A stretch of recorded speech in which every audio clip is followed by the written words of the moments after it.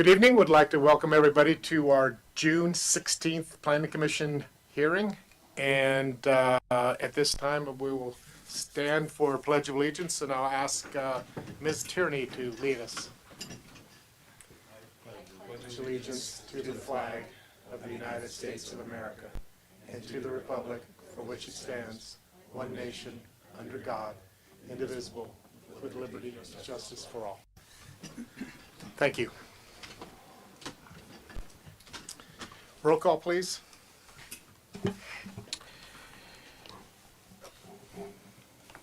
Commissioner Barbos? Here. Commissioner Willers? Here. Commissioner Wyrick? Here. And Chair Wellender. Here. Thank you.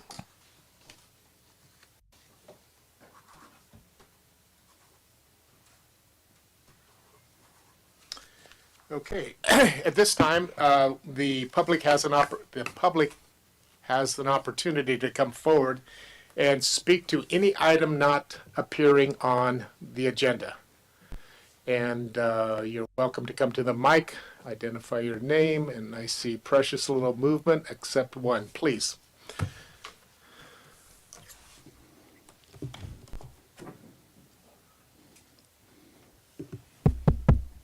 that on? Hello? Hello? Yep.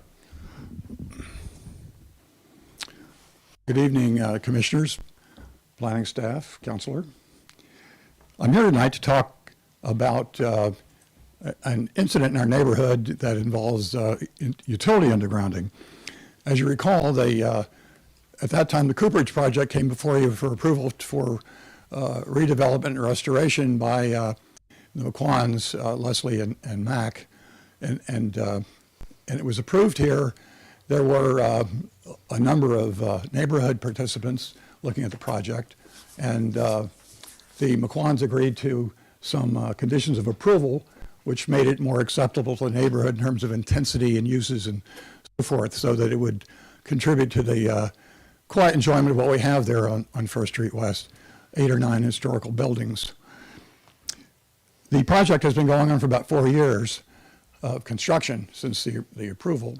It's apparently moving down into the interiors phase now, so there's not so many cranes and bulldozers around there anymore. However, a month or so ago, my wife and I by the way, I'm at 299 First Street West, which is adjacent across that little field. So we're about 80 feet away from the project. A couple of months ago, we became aware that there was going to be some kind of a utility pole installed several feet off of our front property line on the sidewalk. There was a big white circle with an X in it. And kind of annoyed at having to think about a pole in front of our house. We won 2 historic preservation awards for structures on our property about 10 years ago, two individual awards. And we're pretty proud of that. We thought that the sight line was going to be interfered from this pole. And so we kind of assumed that it was ordinary corporate approval from PG&E that made this happen. Continued to kind of watch it, that white cross in the sidewalk. And weeks ago, I was out on the street, talked to a couple of PG&E workers. I said, you know, what's going on here, guys? Why is that pole so close to our house? And he pointed over at the Cooperage and says, well, you know, influence has a lot to do with that. And that gave me pause. I thought, wait a minute. It kind of changed my mind, and I got much more curious about what was going on with this pole, and did some research, and I found some reports from, how much time do I have? I'll cut you off. Right now, you're okay. Thank you. You're a pal. So I found there's some research showing that the Thornley Associates, the construction manager on the job, and PG&E had been negotiating for a couple of years on removing the potential pole in the middle of the facade of the Cooperage. And I learned through reading all those historic reports and recommendations that the McQuans were very, very protective of their historical building. They didn't want any industrial-looking poles in front, and I respect that. I would feel the same way. However, those discussions about putting that pole in front of my house, undergrounding the so now the ice house utilities coming in, was never brought up to the public. And I think that was an important element that should have been brought up with the neighbors. had we had some discussion at that point, we could have sat down, created an assessment district, and had all of those poles taken away and made an enormous enhancement to our historic neighborhood, where there are 8 or 9 historic buildings, including mine. And so, in conclusion, there's a lot of other details here, but time tells me that I should suggest I don't know about the neighbors, I'm talking for myself. What I'd like to see us sit down and discuss some real alternatives that would be a benefit to the neighborhood rather than a win-lose situation we have in our face right now. And it seems to me that undergrounding would be the best way to go for everybody right now. Stop construction, underground the whole thing. Neighbors create assessment districts and pay for it through their taxes, and that's what I'd like to see happen. If anybody can feel sympathetic to that and can spread that word, I would appreciate it. Thank you very much. Thank you, Ron. Thank you. Mr. Chair, if I can, I'll just take a few moments and talk with about the issue to Jim. I can put him in contact with our Public Works I was going to Director, suggest that. and maybe there's some options there that he can think of as well. Great, thank you. Anyone else would like to come forward and speak on an item not appearing on the agenda? Seeing none, we'll continue on. At this point, I'd like to bring it back to my commissioners and for the review and acceptance of the agenda. You want a motion? I'd go for one. Move to accept the agenda? Second. Roll call? Commissioner Barbos, Yes. Commissioner Willers, Yes. Commissioner Wyrick, Aye. and Chair Wellender. Yes. Thank you. The motion passes 4-0. I'm remiss. I missed a significant announcement. This evening, the Warriors are playing. Anybody that gives a verbal update on the game, their project will be denied immediately. So please, no Warrior updates during the commission. It's being taped at the Wellander household. Thank you. All right, correspondence. Matt?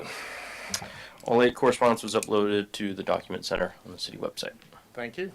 Moving on to our consent calendar, we have one, and that's minutes of the June 2nd hearing. Do we have any thoughts on that? Yes, Mr. Willers. I'll be abstaining because I was not present. Okay. Let's see, no exceptions taken. So with that, do I have a motion on the acceptance of the consent calendar? We'll make a motion to approve the consent calendar as reflected by the agenda. Second? Okay, roll call? Commissioner Barbos, Yes. Commissioner Wyrick, Yes. and Chair Wellender. Yes. Thank you. The motion passes 3-0.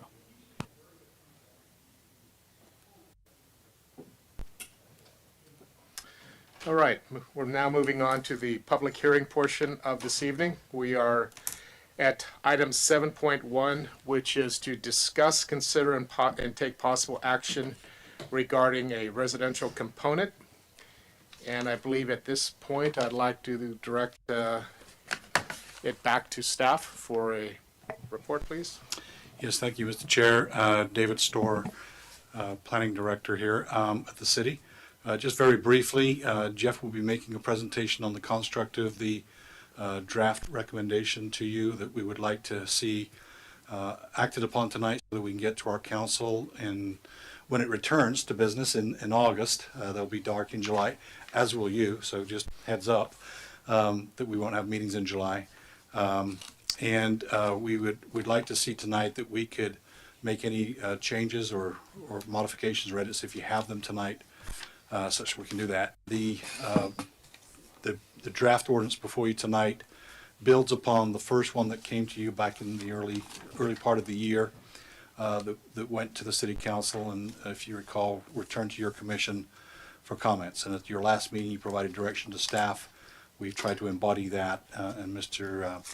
Walter can try to provide those comments. I don't know if it's going to be here's what's different from last time, but maybe go through the basic points.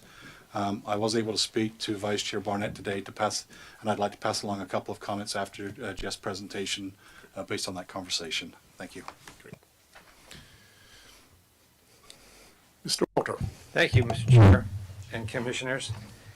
I went through my notes of our last meeting on this issue, and as is fairly common. There were disparate comments and not always consistent, and we tried to put a package together here that addressed some of them, or actually, I'll say most of them. One thing I would like to begin with is to say this. This ordinance is driven by the notion of no net loss, which is a principle that was articulated most eloquently, I thought, by Commissioner Barbos, but chimed in and endorsed by several other commissioners.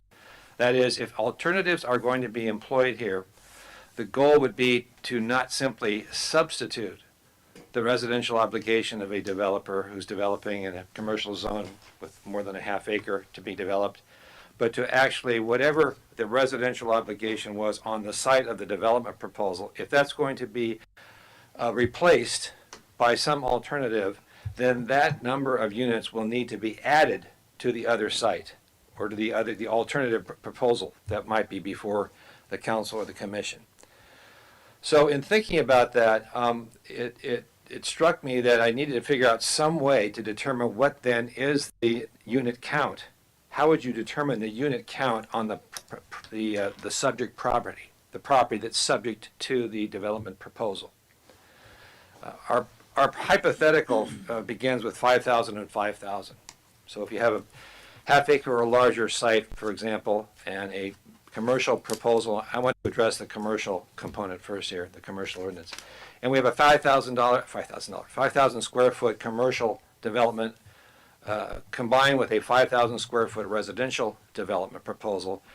What is the yield of that 5,000 square foot of residential development that's obligated under the residential component portion of the municipal code? That's what I tried to get my arms around and come up with some ideas and definitions. There's nothing perfect about what I did. I did rely upon David Storr's advice in terms of what would be a presumed square footage of a single-family home, a condo, and an apartment. Because in the commercial zone, as you probably already know, the residential uses that are permitted with the use permit are multifamily, emergency shelters, live, work, and a single-room occupancy. There's 4. And those are the only residential uses allowed in the commercial zone with use permit. So those would be that's the world, that's the universe of options that a developer who's got a commercial property who wants to develop it can choose from in selecting the residential units that it or she would be required to install and construct on that site that's over a half acre in size. So that is one of the chief principles that has driven the formation of this ordinance. I tried to figure out how would we develop the yield, the number of residential units that the developer would be required to construct as part of its 50% obligation. And then we could use that number then to add on to the units that would be otherwise required to be developed or could be developed on that alternative site, or on that site that is going to be dedicated to the city or a nonprofit, because there are a number of options here that deal with this issue. So with that in mind, let's start from the very top, and we'll go line by line, and I'll read the ordinance and provide some explanation of why I said, or why I included in the ordinance the language that I did. So starting with the residential component for the commercially zoned properties, we begin with the proposition that's been in the code for some time. If it's a properties of 1/2 acre in size or larger, they have to provide a residential component. And it's 50%, and we define what 50% means. It means 50%, that 5,000 square feet hypothetical of a commercial development, there must be an adjacent or adjoining 5,000 square feet of residential. Building area is a concept that's been baked into the ordinance for quite some time, so I tried to define it because it's 50% of the total proposed building area must be devoted to residential uses. For purposes of this subdivision, I write, building area means the square footage measured from exterior walls of all structures covered with a roof. Now, there are 2 issues here. Number 1, what about 2-story structures? Do you just measure the square footage of the first floor and you're done? Or if it's 2 or 3 stories, do you measure each floor to determine how much residential there should be. That is a question that's not really answered, and we need some to talk about that a bit. Also, it limits the square footage to be analyzed and measured here to those structures that are covered with a roof. That would include a carport. That would include a detached garage. That would not include a sidewalk that has no cover to it, or a back patio, or in a commercial context, what kind of outside structures. There could be sidewalks, landscaping, hardscaping that would not be covered with a roof. Those would not be included in the measurements to determine how much square footage needs to be devoted to residential uses. Again, we go on and provide in the ordinance that 5,000 square foot example.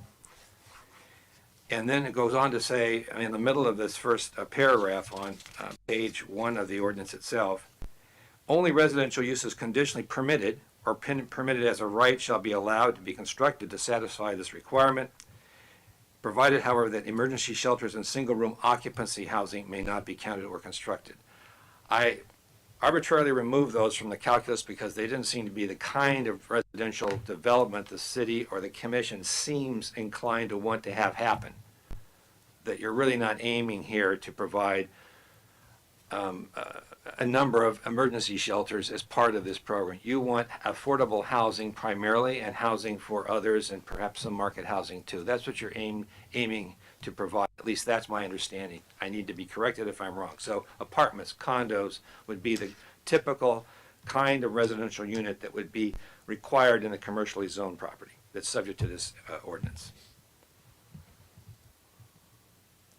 I go on to provide that the residential component must be processed, the application to develop that must be processed contemporaneously with the commercial development proposal, and the approval of one is conditioned on the approval of the other.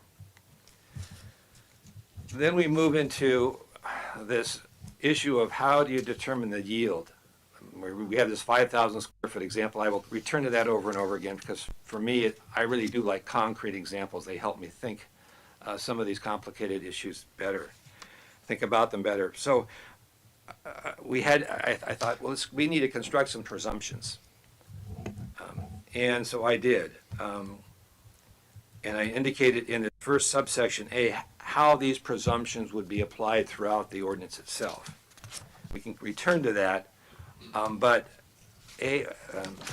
subsection A 1 and 2 are the meat of the assumptions here, and these are the assumptions of the living space that would be presumed to be provided to determine the yield. Now, would this mean then that the developer would have to build these size units? I don't know. That's a question that maybe the commission could help answer here. This was, again, aimed largely at the alternatives analysis, because if we are going to have a no net loss principle applied to all the alternatives, we need to know what that number is that can't be lost. The number of residential units that can't be lost if you're looking at alternatives. So David Storr indicated to me that, for example, a living space for a unit that's for an apartment should be presumed to be 1,500 square feet. For a triplex or fourplex, 1,200 square feet per unit.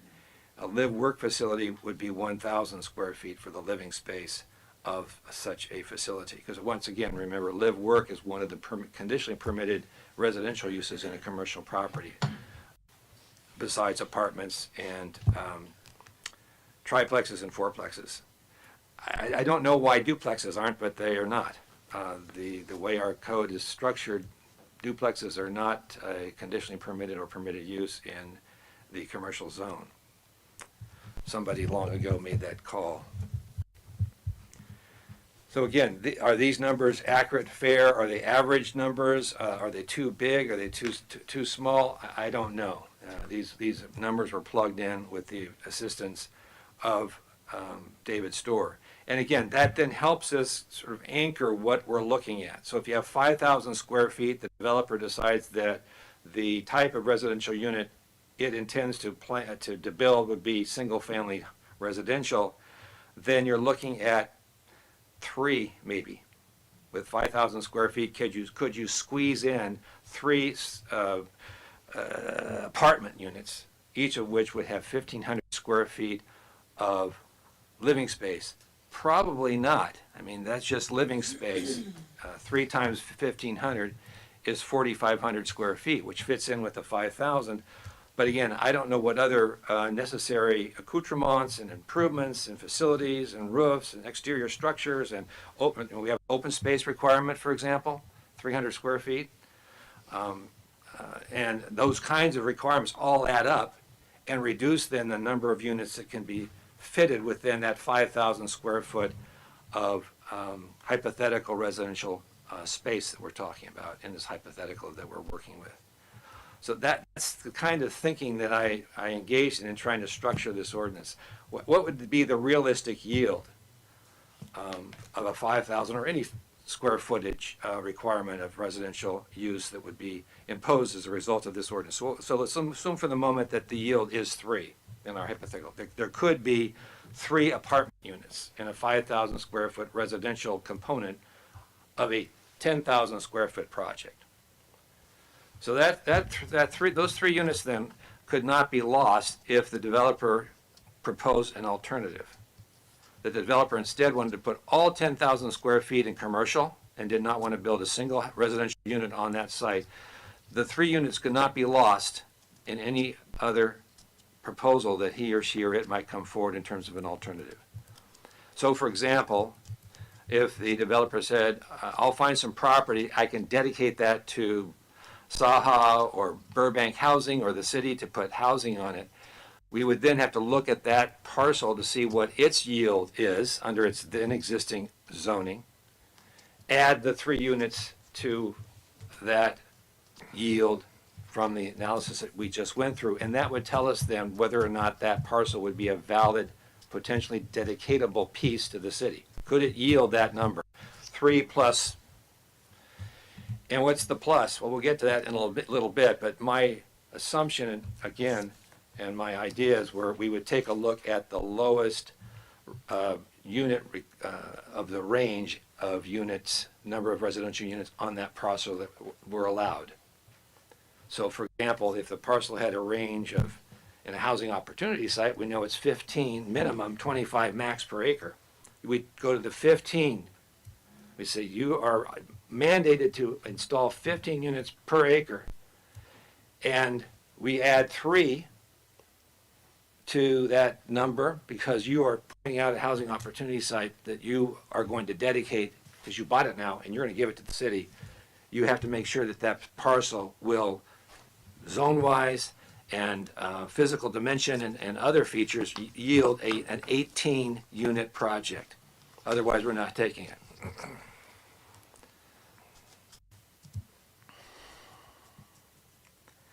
I go on to say, or the ordinance goes on to say on page 2, after paragraphs 1 and 2 that give us the minimum square footage of living area that are presumed here, that the developer has the right to choose the type of residential unit it is going to either install or use as its formula. Now, that means this can be gamed a bit. If the developer from the very beginning decides there's no way I'm going to put any residential units on my 10,000 square foot project, I'll go for the biggest size unit possible because that will yield the fewest number of units I then have to ensure are going to be replicated in that alternative analysis that I just described. So there's that issue that needs to be looked at a little bit more carefully. This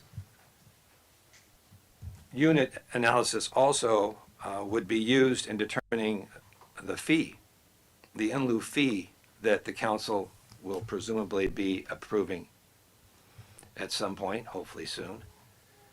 If it uses a per unit fee, it may not. It may decide that the fee is going to be per square foot, or there may be some other basis. But if in fact it decides it's going to be a per unit fee that needs to be paid to opt out of providing on-site a residential component, this would drive that fee calculation. Subparagraph B talks about exemptions. Number one is any commercial building project that consists of 1,000 square feet or less is exempt. Additions to, improvements to, or remodels of historical structures or structures located in an historic zoning district or overlay are exempt. And I have a qualifier to this one. David Storr brought to my attention that in the overlay zones, there are structures there that are not historical. So why should they be exempt? And I think that's a very good point. So I would reduce, or rather modify this to limit its exemption just to historic structures.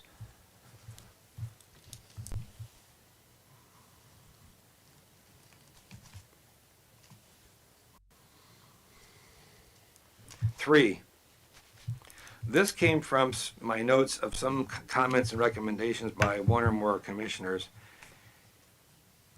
And I don't know whether I captured the intent or the spirit or the requirement that was articulated. It says if structures existing on the site for which a commercial development is proposed comprise at least 75% of the site's FAR, that looking at the existing structures of the proposed development project, the commercial development project, the existing structures comprise already at least 75% of the FAR, and there's insufficient space on the site to physically construct on that site at least one permitted or conditionally permitted residential unit of the minimum applicable size specified in 3A above, and that's the number of square foot of living space that we just went through, then the commercial development is exempt. So if you can't put one unit on there, you've already consumed 75% of the FAR with your existing structure, then essentially you do not have to comply with the obligation that's set forth in this ordinance. 4,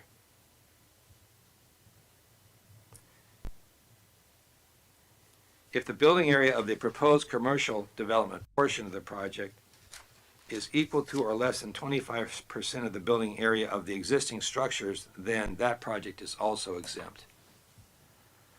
So if you have a 50,000 square foot warehouse on your project and you want to add a 1,200 square foot storage unit, that would be exempt.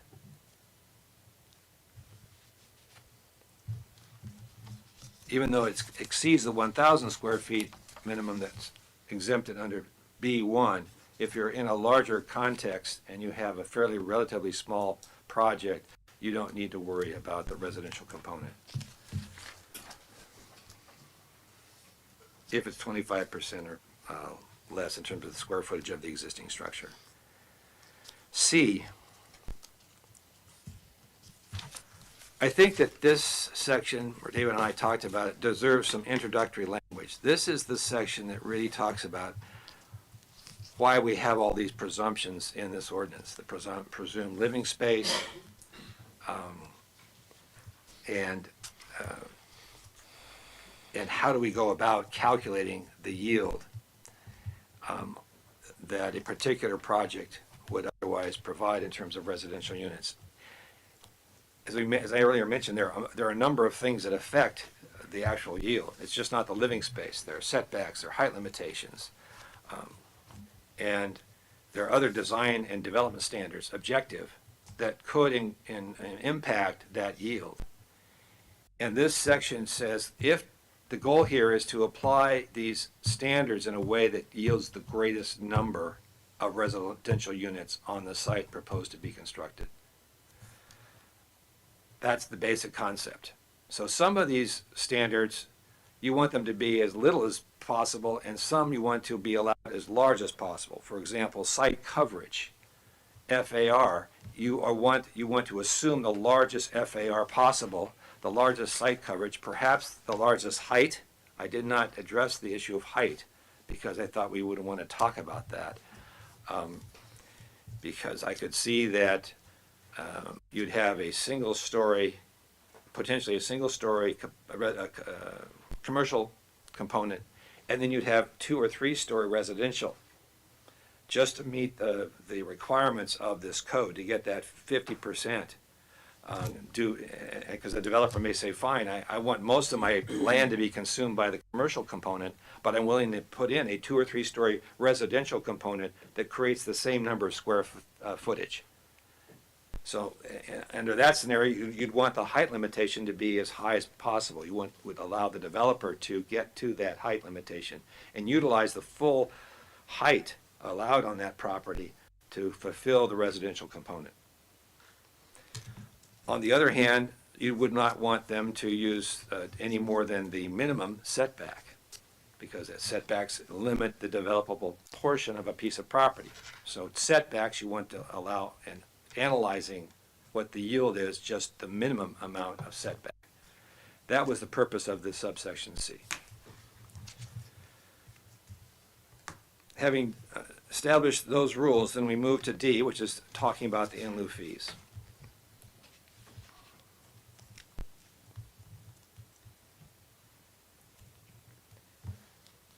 I don't know if we need to spend a lot of time on fees because they're going to be set by a separate resolution, and how they're to be analyzed or calculated would be in that resolution. But as I said before, if it's based on a unit count, then this ordinance supplies that number, utilizing the assumptions that are found in the ordinance. E then talks about alternatives other than paying an in-lieu fee. One important alternative that I did not expressly lay out here was to construct these units on another piece of property. But I think the same principles would apply to that analysis as apply to the land dedication analysis. The first option here is to find land, buy it, don't build on it, and dedicate it to the city to take care of the developer's residential component obligation. But again, observing and making sure that there's no net loss in that property that is provided to the city, offered to the city or a nonprofit. And there are a variety of conditions that need to be met in order for that to be dedicated property must meet in order for it to be properly a candidate to be dedicated to the city or some other nonprofit to avoid having to pay. Avoid having to pay either the in-lieu fee or to build on site.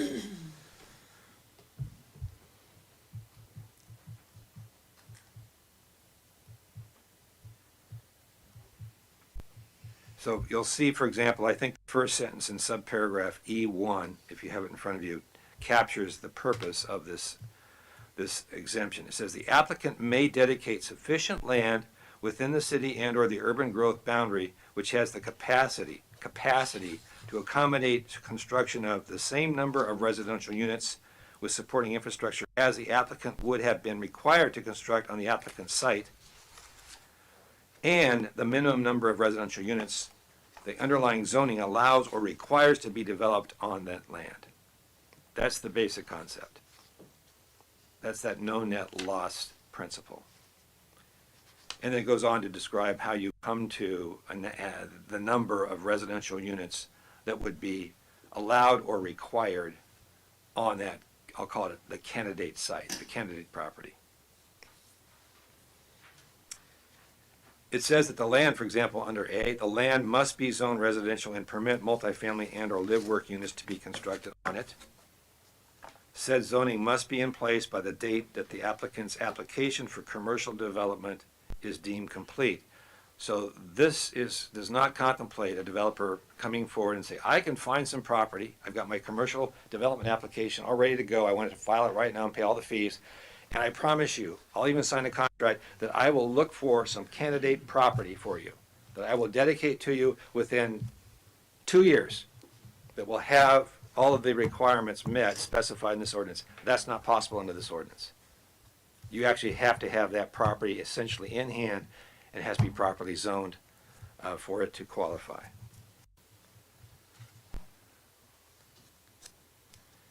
Then sub 2 talks about acquiring and rehabbing or converting market rate units.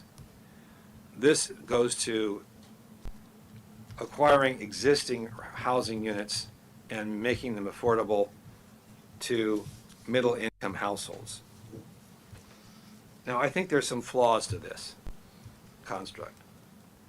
One major flaw is we don't really want to encourage housing that's being currently providing lower income or middle income families housing, wipe that out, and then provide that same housing for middle income.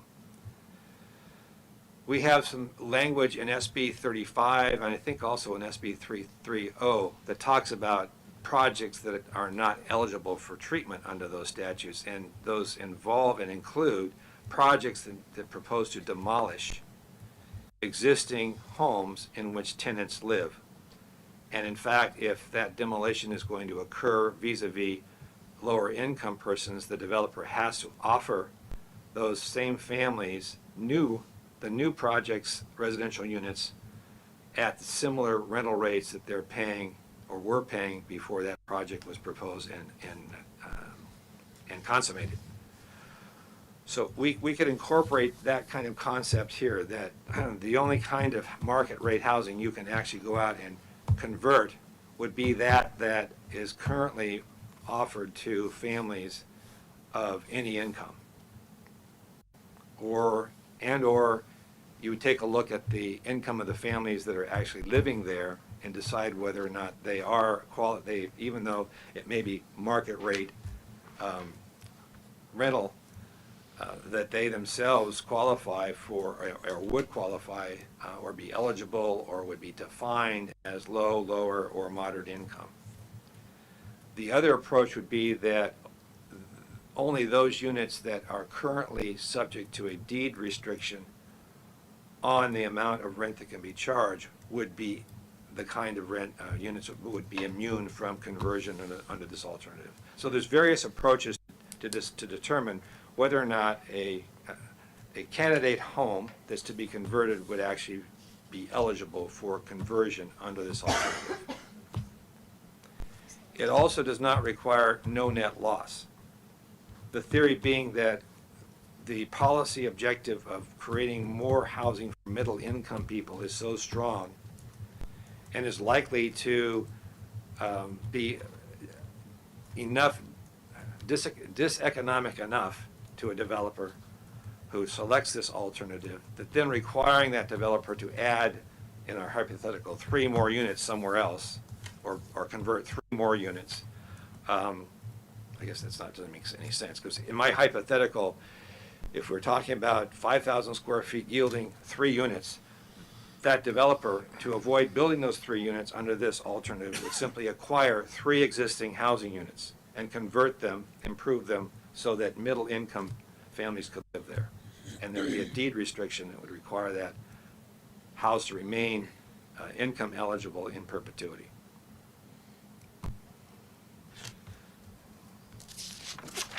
I believe there is. If not, I think there should be. Is it in there? Okay. Okay.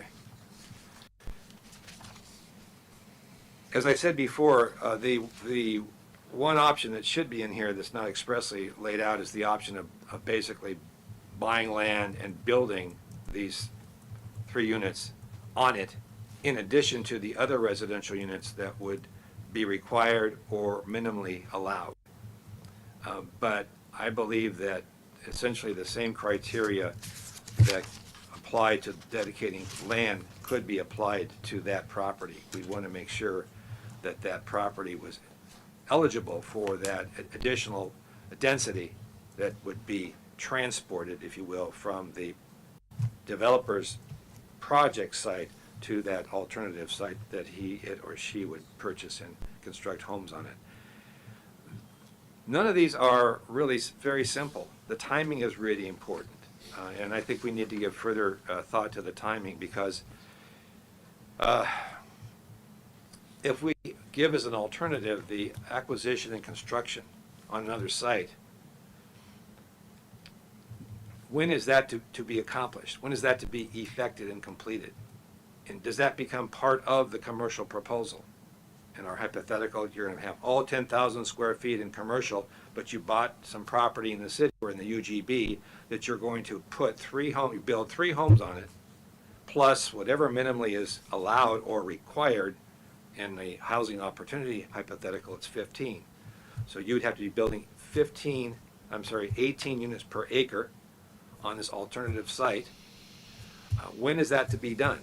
Is that going to be done as part of, as a condition precedent to approval of the, or at least issuance of occupancy to the commercial project? Probably that makes sense to do it that way.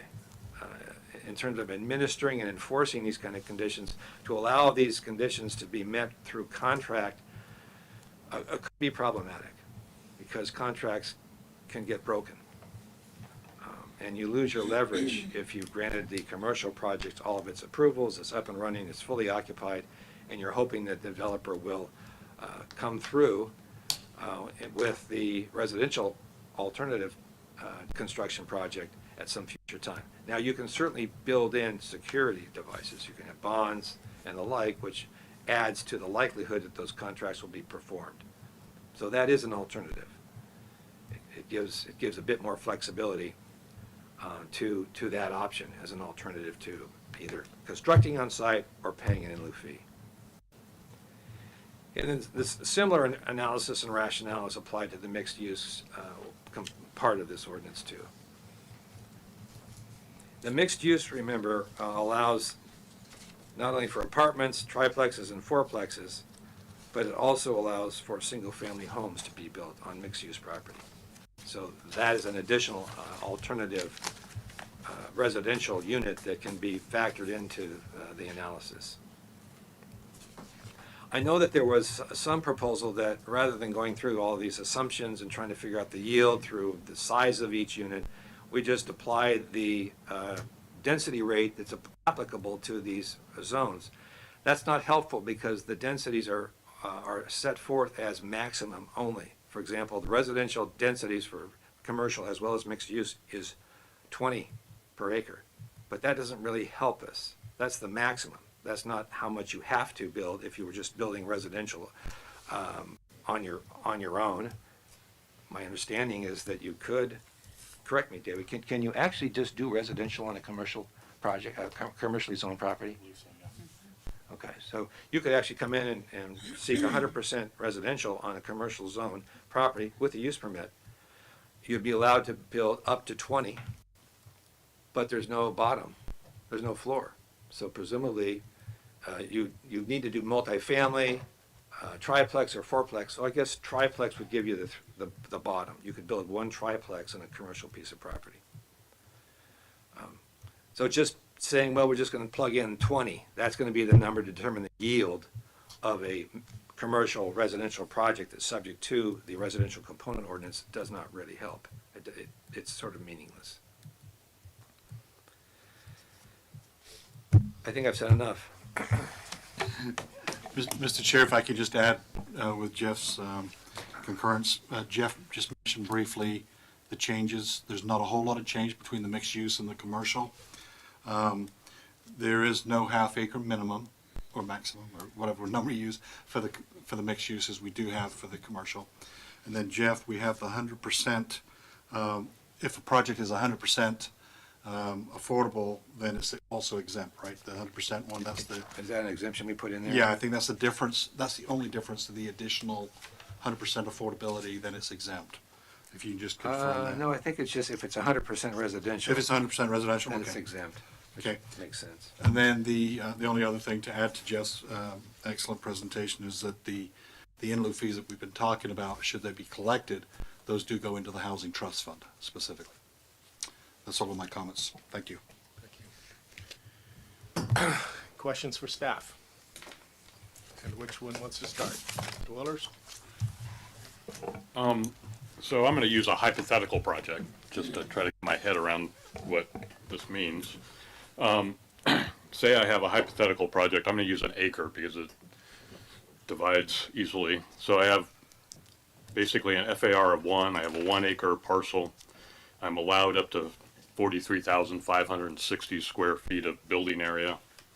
And if I build my project 50-50 mix or a 1-to-1 ratio of commercial and residential, then I'm going to build 2,100 or 21,780 square feet for both.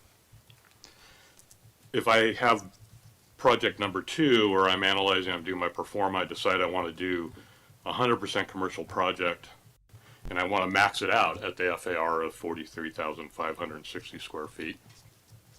How many square feet am I required to build off-site? And I ask that because essentially we're asking a 1-to-1 ratio on a property, and yet we're allowing, in some context, a doubling of the commercial ratio of 1. And so in my hypothetical, I would assume that that would be 43,560 square feet. Well, I think that's a question that needs to be answered. I don't think there is an answer one way or the other. Okay, That's well, that's a policy call. Yeah, it's a good- question that it's a came good up in hypothetical. reading the ordinance. It's a good hypothetical, and it needs, Well, I think it needs to be clarified. So, I'm gonna, when we do talk about the ordinance, I'm gonna try to work through those questions as well. And then I have a basic question in terms, the planning commission made recommendations to the city council that were shown to the city council, and I believe was addendum 2.4 or something like that to the city at the city council presentation. And it included language that we changed in, particularly in the mixed use ordinance in section 1, I believe, of the mixed use ordinance, as well as at the end, the commercial component. Is that change in language in this document? In other words, will that follow with this? Because when I sat and listened to the city council as well as rewatched the meeting, they had no issue with that language. What they had issues with was providing options. So I would hope that the change in the language that we offered, which I believe was defining multifamily residential as multifamily dwellings at the top, taking the should, changing it to shall, and then modifying the language of the residential component in a way that defined it as not necessary, but as a maximum of whatever percentage the commission or council agrees to. And then to address the height issue, I think that that Jeff brought up, there is an exception in height in the commercial and mixed use zone when there is a residential component provided.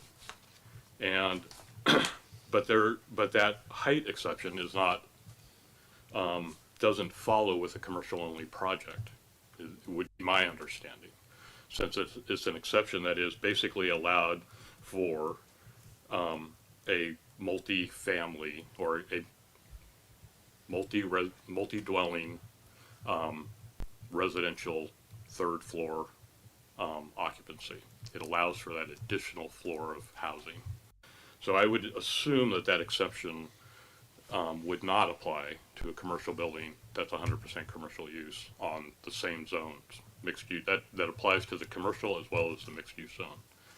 So, you touched on it, Jeff, and that was that you didn't want to talk about height, but there is an element in our code that does talk about height and tries to incentivize housing by giving an exception to height. Where is that section? It's 19.40.040B1. It's an exception to what? It's an exception to the building height in the table for the commercial mixed use zone of 30 feet. It allows it to go to 36 feet if the third floor use is multi-family, is residential in use. Can you just repeat that again for us, Bill, the 19.040? B1. 19.40.040B1. That makes more sense. While Jeff's looking that up, to answer the first part of the question, Commissioner Willers, I think the approach was taken that rather start from a clean slate as opposed to going back and trying to figure out. You may recall I presented a menu of options. Mm-hmm. It went to the commission, went to the council, came back. And I think, Jeff, your approach was just to wipe the slate clean and start fresh without the various different additions. Is that correct? Yeah, I don't think the council was operating with a scalpel No. when it was responding to the commission's options, et cetera. It was the overall impression I got was, let's have the council look at the options. I mean, let's have the commission look at the options, because the commission basically rejected them. Said, no, we're not really interested in analyzing these options. We want it mandatory, and we're willing to go with a fee, in lieu fee. That was it. So the council really wanted to take a look at the alternatives. That was the goal of that action by the council. So I didn't go back to the council's tape and try to figure out, well, what words did they think were okay, and what words had they really rejected. I didn't think that No, would it be wasn't productive. it wasn't the alternative language that I was concerned about. We made some changes as a commission. We made some modifications to the language that is the introductory paragraph essentially to the mixed use zone, as well as the final one. One is the idea of what the mixed use zone is. The last is the definition of a commercial component. We modified, as a commission, we modified that language thinking that we were clarifying it and bringing objectivity to it. And I think it's work that the commission did, and I think it's worth being brought forward if the council had no objection to it. When I sat and listened to the council, what they were concerned with, as you say, are the alternatives to the straight up approach of requiring an on-site residential component. And I don't know what the language is that you're referring to and what effect it has, and is it golden language that should be preserved forever and ever, and boy, it's just the cleanest thing since sliced bread, and we should retain it. I just don't know. Okay, well, I think we should take a look at the whole, it was included in the staff document to the city council. yeah, and, sorry, I didn't look at it. Okay. I had different objectives in mind.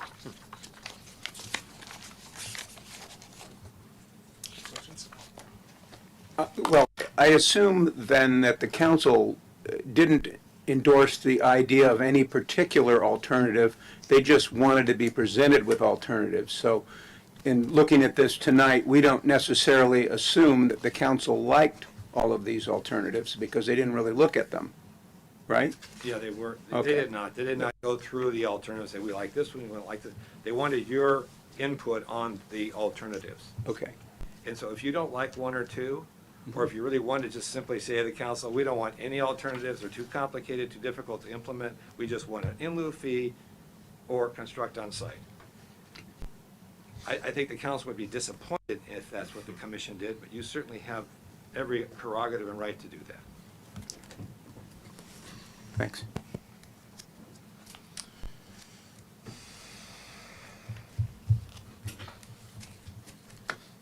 I think to help the commission here, at a minimum, I think a priority, which ones you like the most, at least, which ones you dislike the most, maybe, maybe an expression of some of the issues you see with the alternatives, the bad parts or the good parts. I think that would be very helpful for the council. And Jeff, would that be across the board for both the commercial and the mixed use, or you want to separate them out by the use? Because basically it's almost 90% the same language. Yeah, I think, I Should we don't ju- think should- we need to, No need to parse them out? Okay. at this point, I don't think so. Okay, if we have no other questions to staff, I'd like to then open it up to the public and give you the opportunity to come forward. Normally, we have a 3-minute rule, but in this particular case, given the minimum size audience, I think you can come forward and begin speaking, and if it comes too long, then I'll say something. Good evening, Mr. Chairman, members of the commission. Michael Woods, I represent Lat 33, which is the ownership of MacArthur Place Hotel and 870 Broadway, and the duplex parcel to the east of 870 Broadway. Basically, I'm just here to reiterate our support for a broad menu of options. We think that's what the commission's considering this evening, and we think that's what the city council wanted to see. As to the in lieu fee, we support a reasonable in lieu fee to be set by the city council by resolution, and we realize that's a separate matter. Thank you very much. Thank you.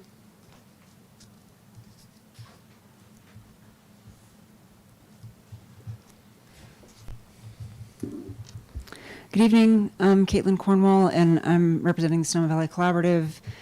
As you know, Sonoma Valley Collaborative is a coalition of about 30 organizations representing a really broad range of interests across Sonoma Valley, the hospital, the chamber, the Ecology Center, the school district, the Interfaith Ministerial Association.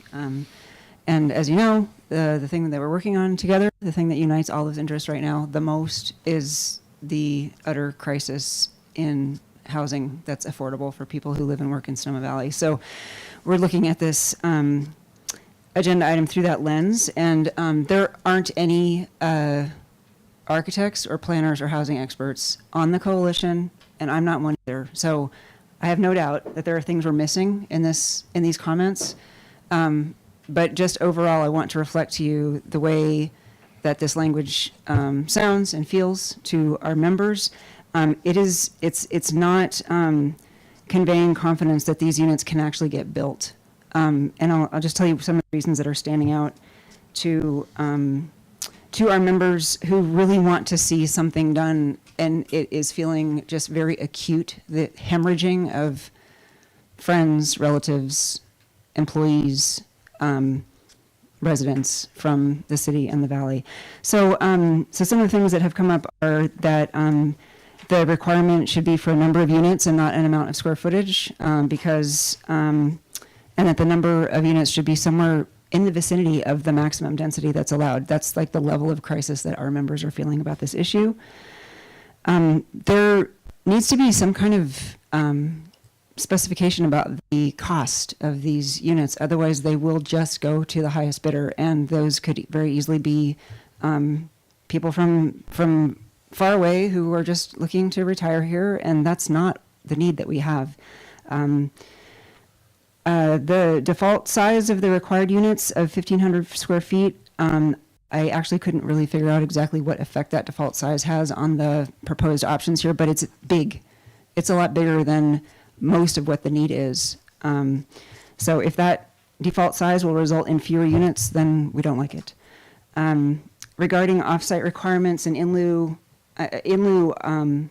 options, it seems insufficient that the applicant just buy and dedicate land, because there's more costs, of course, beyond that. There's the permitting, the entitlements, the construction. And so we would want to actually see that the housing gets built before the developer is allowed to build the commercial. And there's precedent for this on Verano Avenue, if that situation is still the way I think it is, that the housing has to get built before the hotel, the Krug Hotel and the Mid-Penn housing. I think you might want to reconsider the SRO prohibition. There are a lot of single people, especially seniors, who are getting priced out. And small is not evil. Small units for single people, if that means you get to stay where your grandkids are, that's a big, big deal. So I think you might want to reconsider that. We're happy to see that that only historic buildings are exempt and not historic districts. That's great. And then my last point, conversion of market rate units shouldn't just be to deed-restricted middle income units. There should be a range of household incomes that are served. It's not just middle income households that can't find housing right now. It's lower and low, very low also. And then last, and someone mentioned this, and we just made a similar comment to the spring specific plan for the county. We need policies in place to prevent the displacement of people where the property that they live on is getting redeveloped. They need to be, and this is expensive, but there are precedents, other cities and counties are doing it, where people are put up during construction and they are offered to come back afterward. It's the only way to take care of our own, and that's what we've got to do. Thank you. Thank you, Caitlin.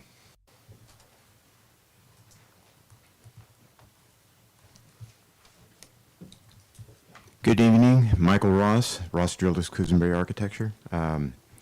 First of all, Jeff, a lot of effort went into this. Thank you for doing that.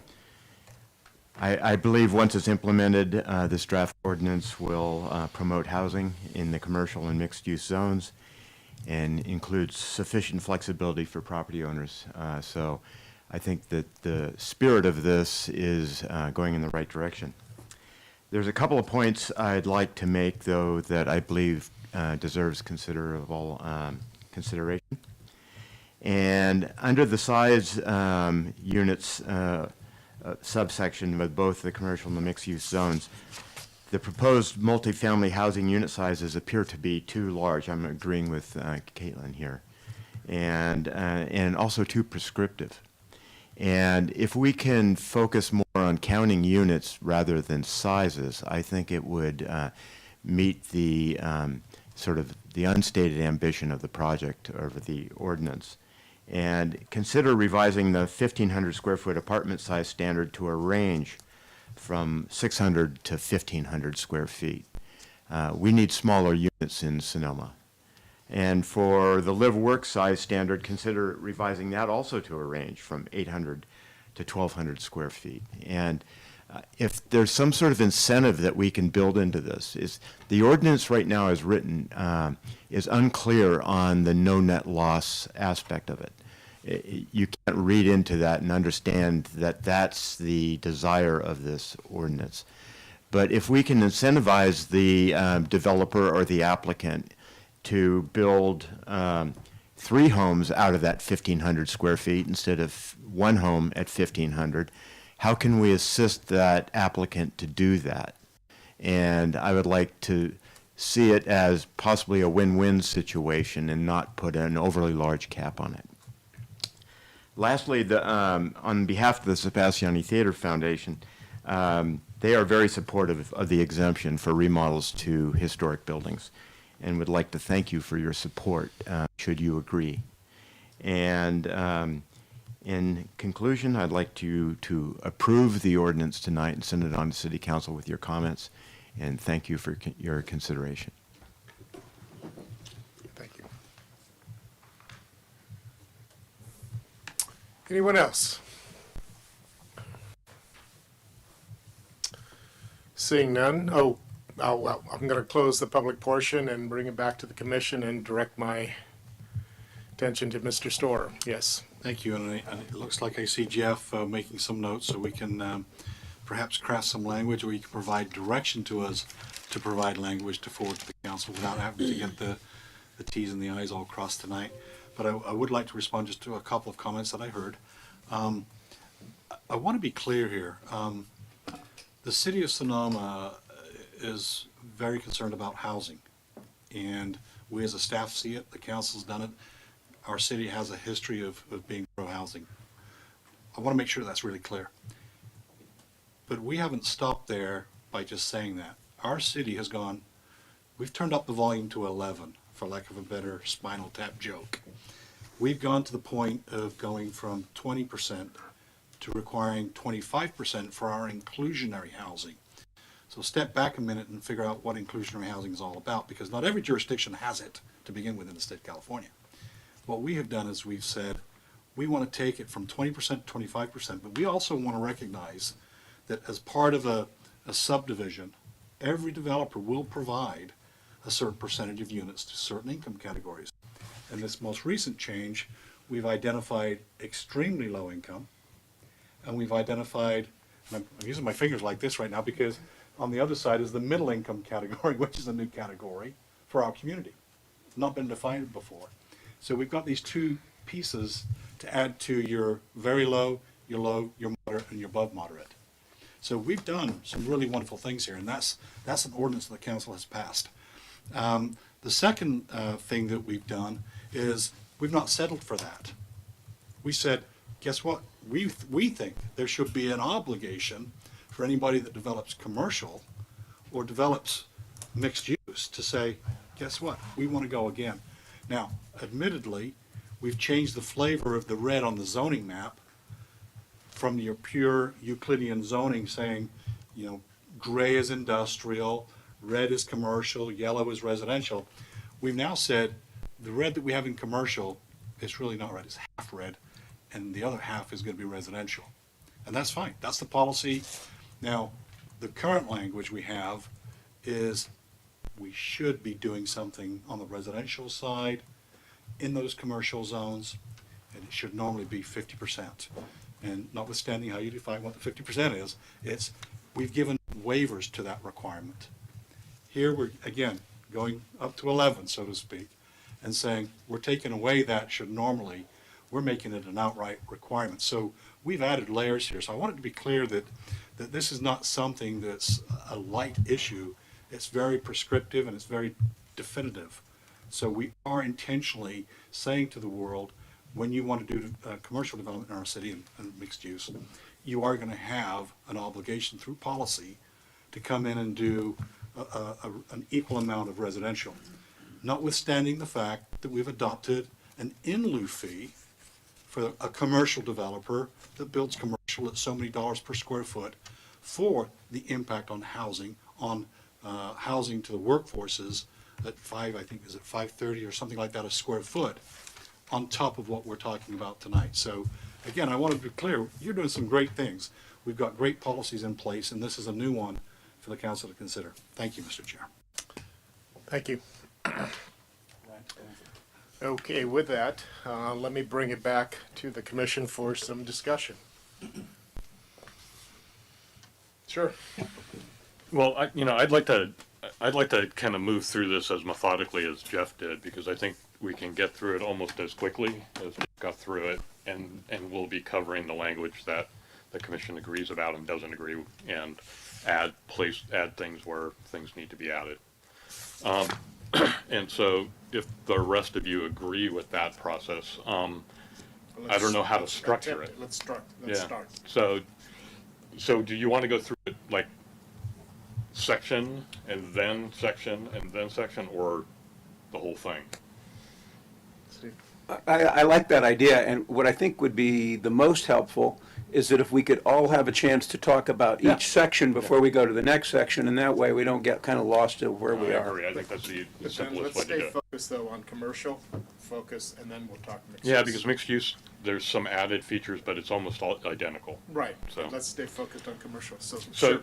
so I'll start. I'll start with section 3, and I'll start with section 3A. I think I'm just going to work down because I went through the document and marked it up, and I have some additional language that I'd like to add, and I have some changes that I'd like to propose. So, about the third sentence down, it says building area of existing structures on the property for which a commercial development proposal is submitted shall not be included in the calculations to determine the building area required of the required residential component. I think we ought to add after the building area of any unaltered existing structure to remain on the property for which the commercial development proposal is submitted.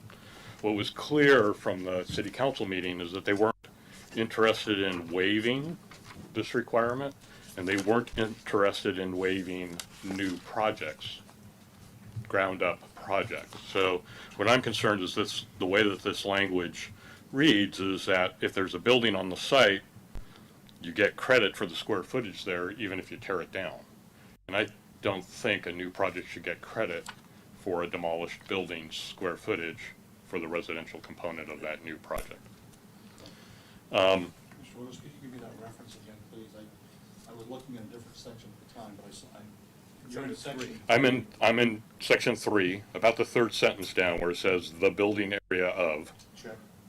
I would, after the building area of, I would add any unaltered, and then it says existing structures, and then I would add to remain on the property for which the commercial development proposal is submitted. In other words, if you have an existing building, you're not going to change it, and it's going to stay there, you get the credit for the square footage. As soon as you touch it, bets are off.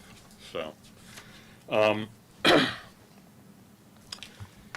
and then, And Mr. Willers, you're not really saying you get the credit, that square footage is simply not included. it's just not included, right? Well, it doesn't count towards the residential component. Right. And then, I know how difficult it is to try to come up with the math for identifying how many square feet the residential component, well, that's not actually that difficult, but how to allot that to an off-site project. because I've gone around in circles on it. But I think there's a simpler way, and I think it's related to the development code. And that is the development code establishes what an FAR. It establishes a way in which you calculate the FAR, which is related to building area. And so that it establishes the building area. And so I would think that what you would want to do is use the FAR as the basis for establishing the maximum project area, and thereby whatever the proposed project area is can't be more than that, but that the proposed project area becomes the building area then of that is the 1-to-1 ratio for the residential component. And so I've essentially, I would like to scratch 1 and 2 in terms of the definitions of how to arrive at presumed unit size, because I think I think there is problem with defining square feet out of thin air. And what I would propose is that the average square feet of the required units to be provided shall be equal to the proposed project total parcel areas multiplied by the allowed FAR and then divided by the maximum allowed density of the zoning district. So if you take a 1-acre parcel with the maximum potential of 43,560, you divide down, you end up with a unit size that's actually 1,000 square feet when you apply the maximum density of 20 units to the acre. That's the basis of your unit size. What that allows you to do in reverse is then come up with the total number of units that should be provided as a total number of units that be equal to the residential component when you try to put them off-site. Because I honestly have never seen a proposal in front of the Planning Commission that doesn't maximize the development potential of land in our community. So we should treat these prescriptive standards as if we're going to maximize the developable area. And that equals 20 units to the acre in the C and MX. So to avoid a planning director in the future, for example, when we talked about the 50% and what that meant, that's why we put the example in there about the 5,000 and the 5,000 to make it patently clear to future generations. I'm thinking, is there a way that we can put that either into a picture, or do we put that into an example like we did in the first example? I think what we ought to do is actually develop a worksheet that takes this language and you plug in the numbers and it gives you the answers. Because it's very easy to do that way. And it's Well, I'm thinking about, for the purpose of moving this ordinance on tonight, how do we do that? I mean, I don't have a worksheet. That is the solution, but how do we put that into here so that we can? well, I've got language written. Okay. So, I've got language written, but it's the typical process of taking the FAR and establishing. No, how I many understand the units that language. you have. I'm just saying, how do You we know. incorporate that? Do we? Well, Christina was saying maybe a footnote, but like I said, in the case of the residential component and the mixed use, in the residential component we put a 5,000. Then in the mixed use we put in a different example. Well, yeah. And that 5,000 is the basic example of the parity between commercial and residential. That's the 1-to-1 ratio that Right. is descriptive there. We really only have one scenario though, right? For commercial and gateway commercial, it's the same density. They're It's all not the same like- density. yeah, It's all like- 20 like units to the acre. Some other jurisdictions, you'll have like five commercial zoning districts with 5 different densities. Yeah, no, this has, those zoning districts all have the same density. They have varying FARs. So that's the number that's going to change, is the unit count based on the FAR is going to change, because your density won't, your unit size is going to change based on FAR and the density. So the language would be strike. You're saying strike 1 and 2, but we have to put it in 3A. We have to describe how that's done. Correct? Yeah, and I've added a new 1 and 2 with the language that I just read to you. Okay. Can you just read that one more time then, please? Yeah. So 1 is how to establish basically the unit size, and that is that the average square feet. Let me make sure that I'm talking about the same thing. The average square feet of the required units shall be provided, to be provided shall be equal to the proposed project total parcel area, so the land area, multiplied by the FAR, and then divided by the density. So in the case of 1 acre and an FAR of 1, you get 43,560 square feet, and you divide that by 20, and you end up with 1,000 something square feet. And I'm saying, so we could put, for example, For and then put that one that you just said. yeah, I can. Let's do I that. can give that to you. Okay. Okay. So And the second one? So the second one is total number of units required to be provided pursuant to subsection 3E shall be equal to the total required square feet of residential component divided by the average size as established in 1. The average unit size is established in 3A1. So you take now the total number of, that's how you establish your total number of units to be off-site. Would you say that again, Bill? Yeah. I'll say it, pass that to David, because that'll help him with the example. So, I'll go through, I'll go through again. Total number of units required to be provided pursuant to the subsection 3E, which is what we get to later, shall be equal to the total required square feet of residential component. So you come up with a square footage for a residential component, divided by the average size of the required units as established under subsection 3A1, which is what I just read before. Divided by the average size? Yeah.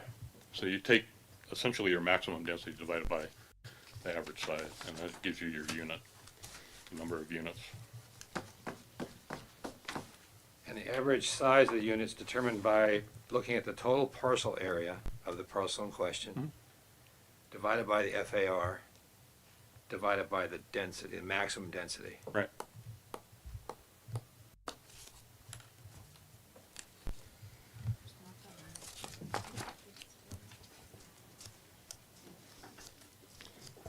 It just lets the parcel set the unit size, because some parcels are going to be small. Like if you take a half-acre parcel, you're going to end up with 5,000 square feet, and you're going to end up with a density of 10 units, because you have a 20 unit to the acre density.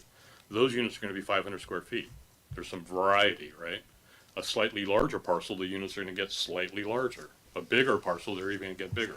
So that methodology has some variability already built into it, just based on the original parcel size. And the FAR.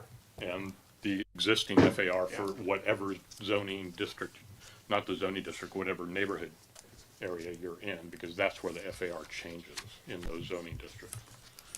How did you pick 20, though? That's not mandatory. That's the maximum allowable, not the mandated Yeah, well, number. I think 3E is basically saying we want to maximize. We want to maximize the requirement, essentially. In my opinion, that's what 3E is saying. We want the biggest bang for the buck if we're going to allow this to happen. And like I said moments ago, I've never seen a project that doesn't try to get the maximum out of a parcel. And so we should start that 20 units the acre is the maximum, so that's the dividing density. That's what gives you your dividing density.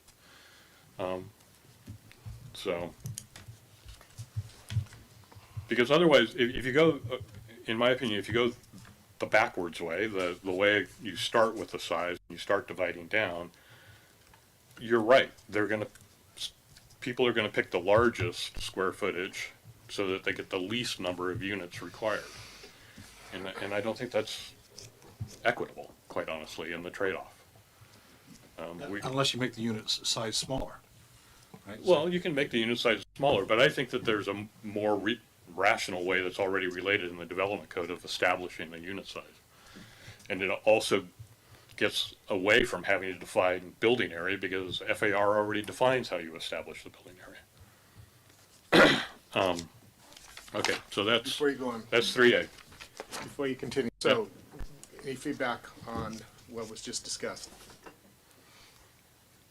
I like the concept, and I just hope we can articulate it in a way that it's understandable to people. And I think having a worksheet is really the way to go. And I think just in some ways, this actually relates to one of Michael Ross's comment about having multiple size units. Using this approach, you would get multiple sizes of they wouldn't be a cookie cutter, that they're all 1,500 square foot apartments and 1,200 square foot triplexes and fourplexes. You would have the result that's driven by the FAR. So I like that just approach to it, and I think how that works with the other portions, the other alternatives, I'm not sure, but. Thanks, Commissioner Willett, for that extensive amount of thought you put into that. I think I'm wrapping my mind around it. Is there a compromise in reducing the quotient for dividing instead of the maximum density? Could there be an average? Well, yeah, let's take the next lowest density that we have in the community. It's 15 units to the acre. I think that there should be a minimum maximum in the mixed use and commercial. We don't have that now, so we can't change the development code as it currently exists unless we go do that and then change this, right? Which in my opinion, we should be doing prior to writing this, but that's not our task. So if 15 is the next lowest down, we don't want to be lower than that, because we have always said in the development code that the commercial mixed use zone are going to be the highest density in the community, because we want them to produce essentially the smallest units and the most affordable units in the core of the town. That's the philosophy behind it. So maybe it's 17 units to the acre. So it's a between 15, the next step down, and the maximum, right? As a way of saying it's not the maximum, but we definitely don't want to go below 15. So, you got to pick a number out of the air. That's the problem with this right, and exercise. We're really getting into the weeds then too. Exactly. Well, in some ways I would prefer to stay with the 20 on every mixed use parcel that has been developed in town. It's been developed at 20 units to the acre, to the nano decimal point. So I do like the concept. I think is plug and play, and I like it better than an arbitrary. Can I ask a question? Is that okay? Where did the 1,500 come from? Is that an average? Is that an average of what we have? Yeah, we were working on trying to just come up with what we thought based on experience. So I appreciate no magic. I appreciate the multiple moving parts that are within this. I do like, as a framework, Commissioner Willer's formula there. I think it'd be more comfortable at 15 for using that in that formula as our density. I'd be willing to hear other comments though. I've got a couple of questions though along that line. Is there any reason why, based upon the direction from Commission this evening, that we couldn't come up with a table that could be folded into what is presented then to City Council? Yeah, here's the good news. The answer is yes, because we have some time between now and when it goes to the council anyway. We could have a subcommittee of the commission to work with Christina or Jeff as we put it together. So I think the answer is yes. We don't have to nail it tonight, though. Well, I think it's, as it has been expressed, it's very important that there's clarity. And I think it's something that is not only, it should be clear to the council, but probably even more importantly, it should be clear to prospective applicants, so that there is less chance of just ambiguity and gray.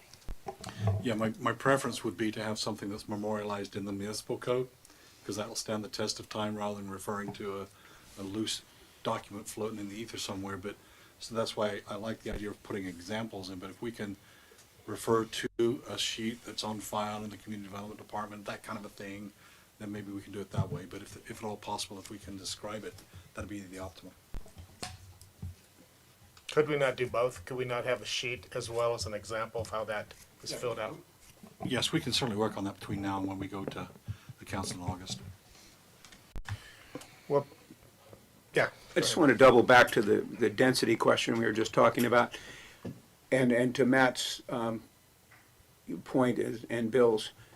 If the developer is developing the commercial at the maximum density, I don't see why the residential should be based on anything other than maximum density, the residential requirement. But if for some reason the developer is not developing the parcel at the maximum density for the commercial, then I would be willing to consider a different formula, but that's going to mess up the, Well, it doesn't really, because what you can do is relate that percentage of maximum FAR to the proposed project. So you could say the maximum FAR is, X. They're developing at Y, which is 75% of X, right? So what's 75% of 20? You could just relate it back to the density. and the thing that I would like about that is that it actually goes back to the fundamental one-to-one square footage of commercial to residential that we were talking about at the beginning. Well, not necessarily, because one-to-one is, if they're, the one-to-one ratio is related to the number of square feet of the proposed project as an overall thing related to the FAR, and a 50-50 split of that. So if it's an all-commercial project, and you develop 10,000 square feet, I think that the code, the way this ordinance is written, you're required to develop 10,000 square feet either on or somewhere else. And so those ratios always remain the same. It's just the density ratio, is 10,000 square feet 100% of the FAR that you would be allowed? And if it is, then the density should be 100%. If it's 7,500 square feet, then it's only 75% of 20, Because as they reduce their commercial component or commercial use of the land, they're also reducing their basis in terms of financial return, right? They're making a smaller project, which I believe was always anticipated, rather than double commercial projects. And so, there's some incentive to that. So I think that's a possible solution, and it's a good one. But it fits to your formula. Well, it allows you to fit Right, that into the right, formula, right. yeah. It allows, into it consideration. gives you just a way of relating. Yeah, I think proposed that'd area. be more equitable. So. And then on A, I want to finish up because I did add a little, because the 1 and 2, Mike? Oh, sorry. 1 and 2 in the original language are related to the allowed uses within the commercial district of residential use. And so what I did with the last paragraph of section A, where it says consistent with the development code, I added subsection 19.10.5 for the C land use. In other words, I added the table as reference for the residential uses to describe the residential uses that are allowed, rather than calling them out as multifamily and living, or whatever it is, live work. 1910.15. Yeah, and the reason, the reason that's, in my opinion, the reason that is better is that if we change that table in the future and add or subtract residential uses, we don't have to modify the ordinance because it specifically says live, work, or multifamily residential. So, anyway, that's a... Mr. Wilders, the concern I have with that is that we really are deviating from the table. The table allows shelters and single room occupancy, and this ordinance is not seeking to use those as units in this program. We want apartments, triplexes, fourplexes. Right, but you've said, condos. but you said that either early, you said that in the beginning of section A of what's not allowed. Correct. I'm just concerned about referring back to the table where it says it is allowed. Okay. It may create confusion. Yeah, well, but so I would maintain the and subsection 1910.20 B3, which relates back to what you said originally. In other words, it combines the table for its residential uses, but it also cites those things that aren't allowed to be used because it refers back to section 3 or the beginning of section 3. We'll take it under advisement. Yeah, well, yeah, sure. No, I'm not. You do your job. I'm just like, you're good at it. Okay. I would like to go back, though, to some comments that you already made, Mr. Willers. Two issues. Number one, your hypothetical early on where the FAR, one, the developer wants to use all of the FAR to build a commercial project and then build off-site the required residential units. And your question was, how many square feet is he or she or it required to build off-site? Is it 50% of that FAR, or is it 100%? So again, if FAR allows a 10,000 square foot commercial project, and that's what the developer wants, what is the square footage of the residential that the developer must build off-site? And I think you're maintaining it should be 10,000 square feet. Well, I think we don't want to mix oranges and apples here. The FAR allows a maximum potential buildable area on a piece of property. In the commercial and mixed-use zone, we require that to be, if it's built on site, 50% commercial, 50% residential. What we're doing is allowing a process that says you can build 100% commercial on the property, essentially, and build residential off-site somewhere. Well, as part of the benefit of being able to build 100% commercial on the site, you're getting double the FAR in square feet for the commercial component. In my opinion, the 1-to-1 ratio is that same amount of square feet required off-site. It's not the 50% of that. It's that. In other words, if I build on site, I get 10 and 10. If I have 20 total, if I decide as a developer I want to build 20 because that's my total max, I should be required to build 20 off-site. That's what I said. I thought. Yeah. I think you're making it more complicated than it Okay. is. I just want to make sure I'm clear too, Is the commission, because it is complicated. Does the commission seem to be in favor of that concept? If you're on site, it's you split it 50-50. Yeah. If you build only commercial on site and have to build off site, the off site residential has to be equal to the commercial. Yep. So again, the totality of the square footage still remains 50%, 50%. Right. I believe that's the spirit that we've been heading in. What do we do about the other question I raised in my earlier presentation? It's also part of section 3, and not 3A or 3A1 or 2. It's the first paragraph of 3. Is this issue of what building area means?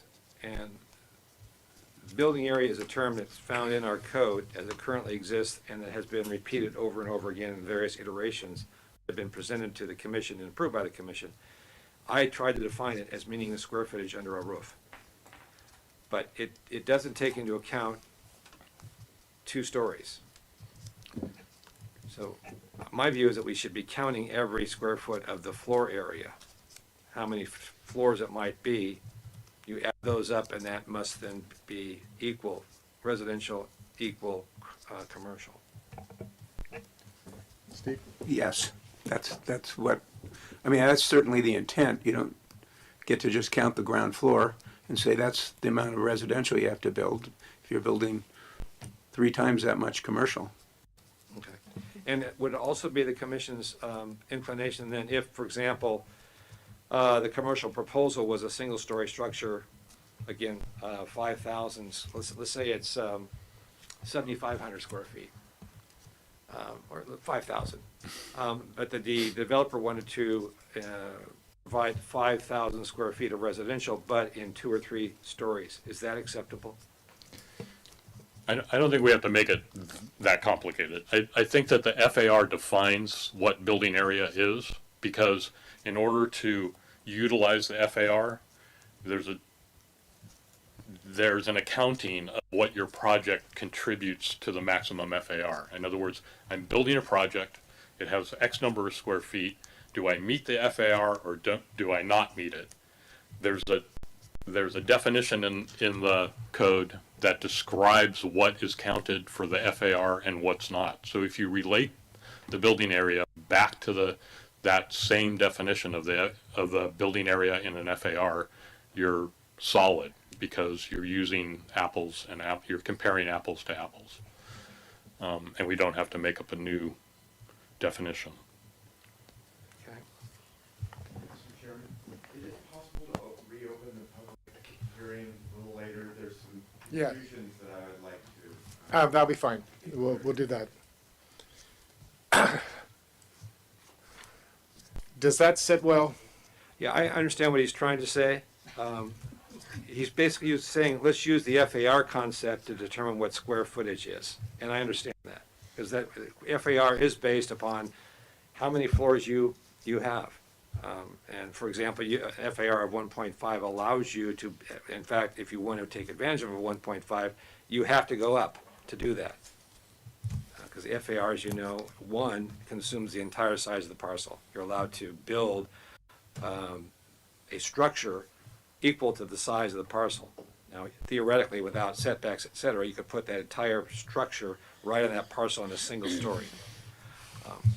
Oftentimes, that's not possible even with a 1 point, but a 1.5 FIR, if you want to build to that, you're going to be going up. You're going to have multiple floors, and each floor counts.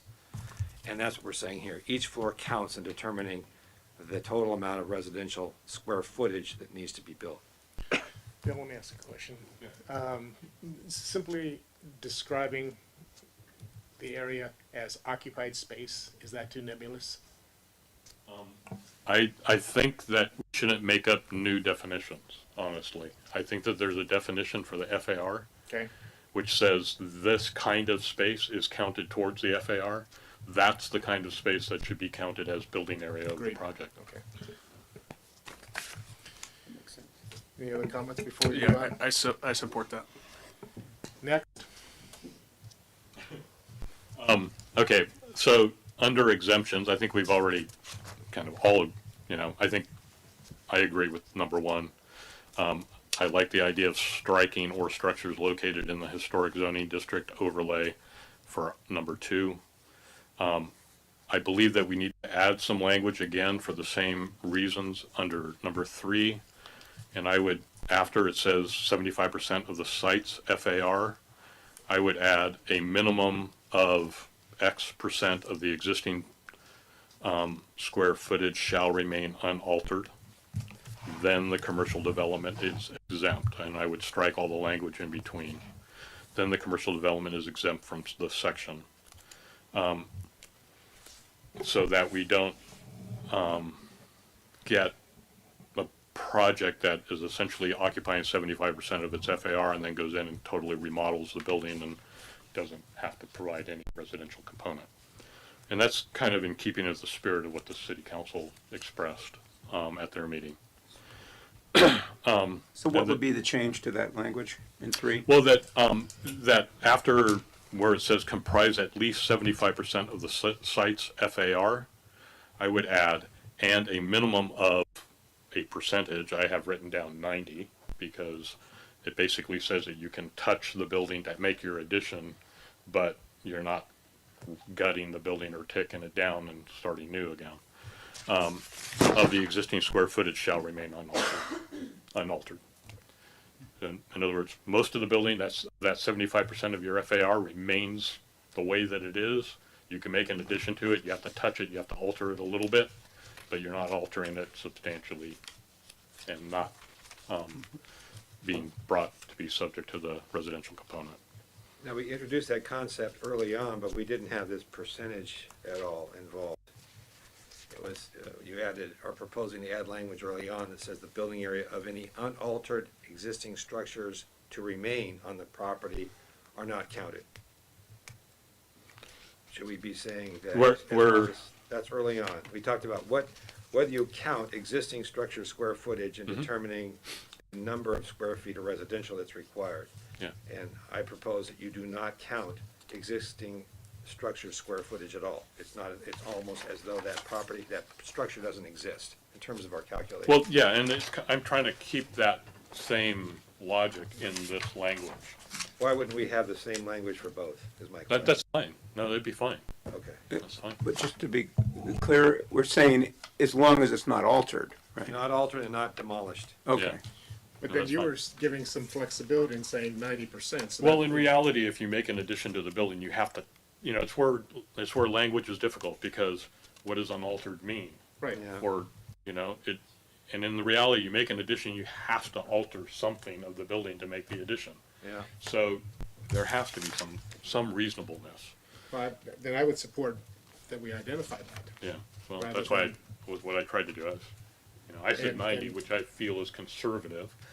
Mr. Walter, you have hesitations on that, or you No, support that? we can come like up with language. Is 10% then okay? I mean, as long as no more than 10% of the structure is not altered, it qualifies.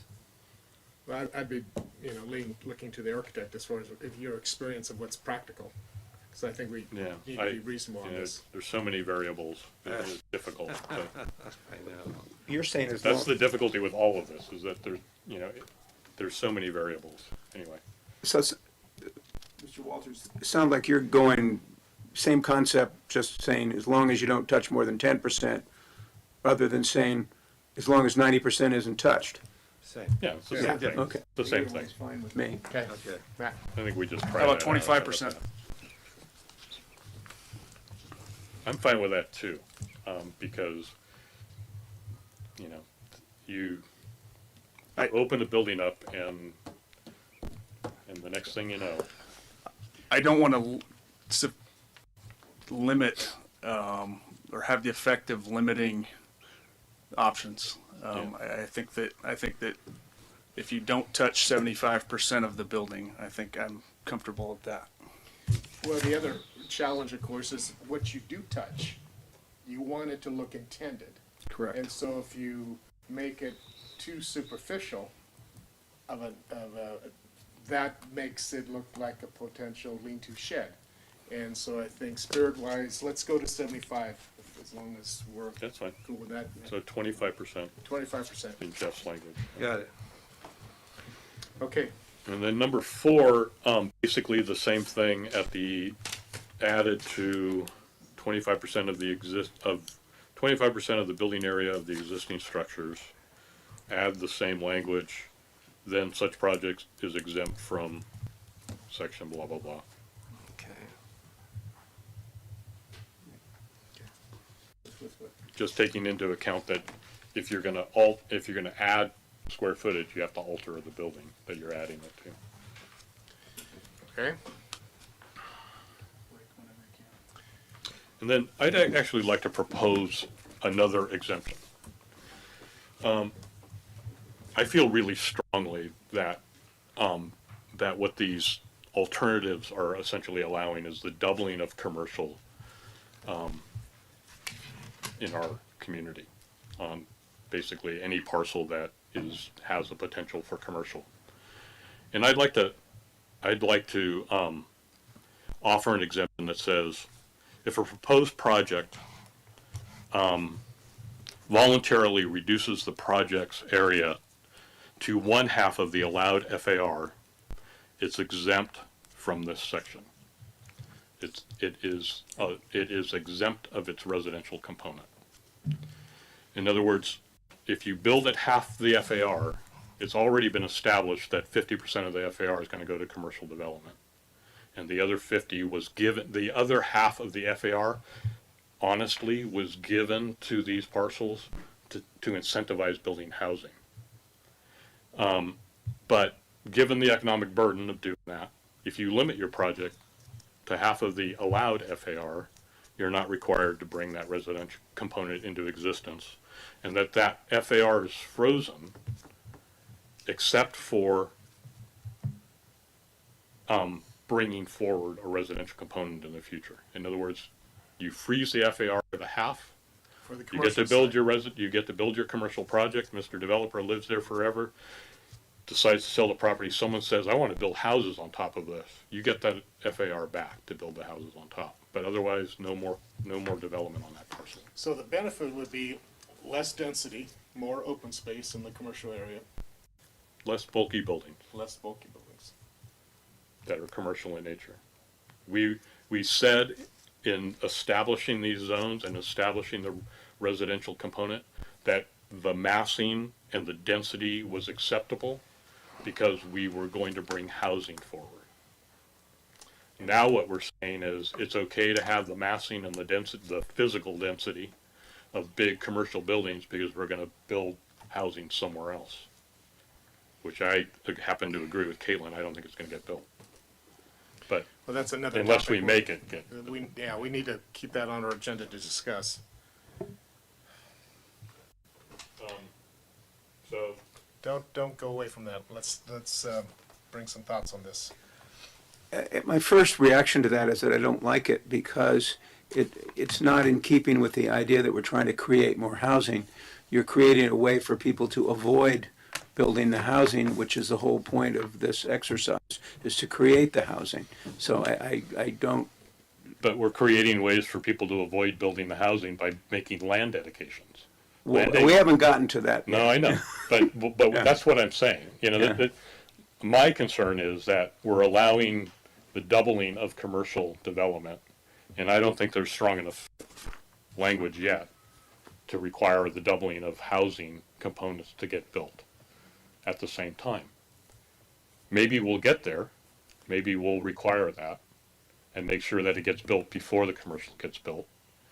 But right now, it doesn't feel that like it's that solid.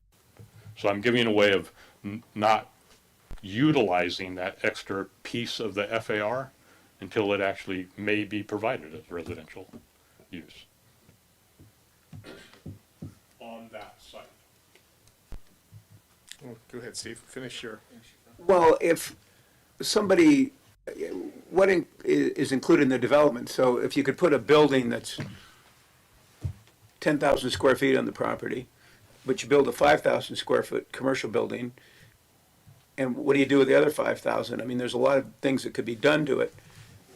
Parking, or, what is that gonna? Now the FAR is the building. The FAR is building. No, but so we're letting them off the hook if they just build the smaller building under this approach, You're letting them off the residential hook. But the trade-off is a much smaller building. A building that's half of the FAR that's allowed. Yeah, I guess I'm not really in favor of that. On its face, I support it. I think I might need a little bit more time to take a resolute stand to kind of wrap my mind around what the impact would be. But I like that it's providing an option. Well, at face value, I like what it says because in one sense, we still live in a town, not a city, a town. And so if I'm hearing you correctly, that with that incentive of cutting the FAR in half and allowing them to build half of what they could, that could be less bulk, could be less height, could create more open space. And to me, those are characteristics that fit what I believe still is the small town of Sonoma. So I would be supportive of that, and particularly if the opportunity remains that should they wish to exercise at a later date, whether it's the same developer or if he sells it, to add a residential component, that opportunity exists. But I think that's a very creative way to possibly limit commercial buildings that, in my opinion, may not fit in our. And I want to take full credit for this. The county has introduced, and we'll get to it later, a mixed-use zone in the Springs specific plan. And a component of that, when they define what mixed use is, first is it's ground-only commercial. Second, it's essentially 2 floors of residential above. And there's an FAR of 2. But if you only build other, in other words, the commercial component, it's an FAR of 1. So the county has basically said, we want to incentivize housing, we'll give you an FAR of 2, but we're going to control that because we're not going to allow it to only be commercial development. If you only want to build commercial, you get an FAR of 1. You get half of the potential of the property. And that has a direct influence on land value in terms of speculation. So to that, we need to either voice a little bit of thoughts so that there's clarity to staff and council. Do we want, I think that's, from my perspective, if my interpretation's correct, I think I support that. I think that makes a lot of sense. It's creating a deferred housing opportunity. Doesn't wipe it off the map. Right. I would, yeah, I would support that. Mr., We have 3-1 on that. Let's move to the next item. so you're okay with that? So you're not saying anything? Because I want to, if there's problems, I'd like you to go ahead and let's make it a dialogue this evening. I'll let you know if I think there's issues. Thank you. Are we at a breaking point? I think we need to take a, I'm going to be generous, let's reconvene at 8 o'clock.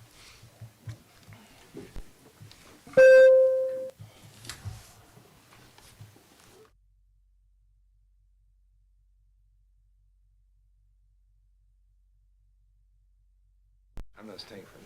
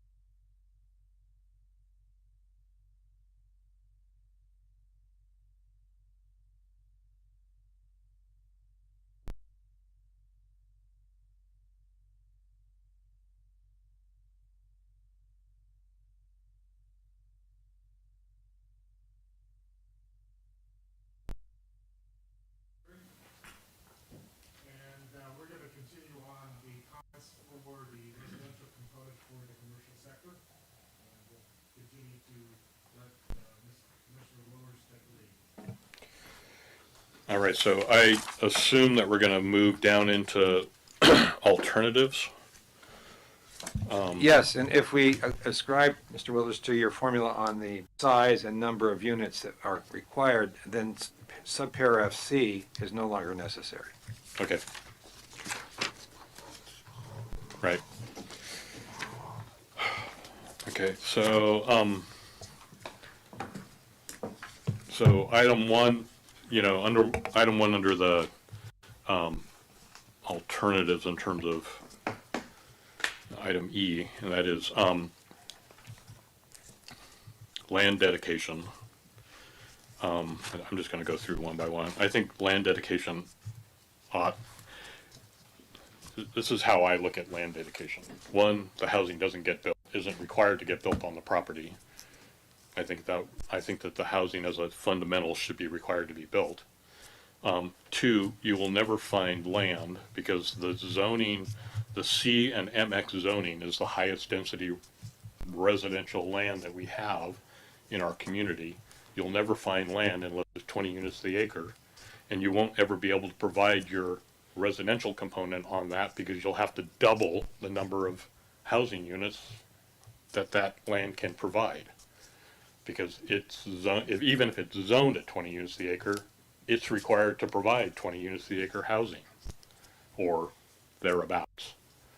And then you're asking to bring the residential component off of another piece of property and add it to it. So in this mix, the only thing that I can see happening is land gets dedicated, you're stuck with the building the housing that the land will support from a density standpoint, and the developer will have to then provide in-lieu fees for the remnant of that housing, for the remainder of that housing component. Because if this land can support 20 units and you're required to build 20 units of your residential component, you've got to find land that'll support 40 units as a base density. I don't know how that's going to happen. And so you'll end up with basically an in-lieu fee for the residential component. So I think the in-lieu fee is the way to get the money, quite honestly, and maybe build the units. The other thing to remember about, and this is a discussion for the city council, but in-lieu fees really maybe possibly build housing, but it's the most expensive form of housing that we can build, trying to build affordable housing, because it has government money in it. And when you bring government money in it, you raise the cost of it by the cost of building those structures by probably 25%. So you're asking for in-lieu fees to produce affordable housing, and you're increasing the price of building the affordable housing.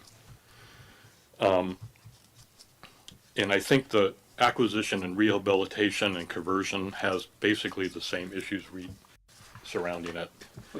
Let's go back. Yeah. Can I back you up to maybe the last thing you said? Let's say we're talking about in-lieu fees. The money goes into the Housing Trust Fund.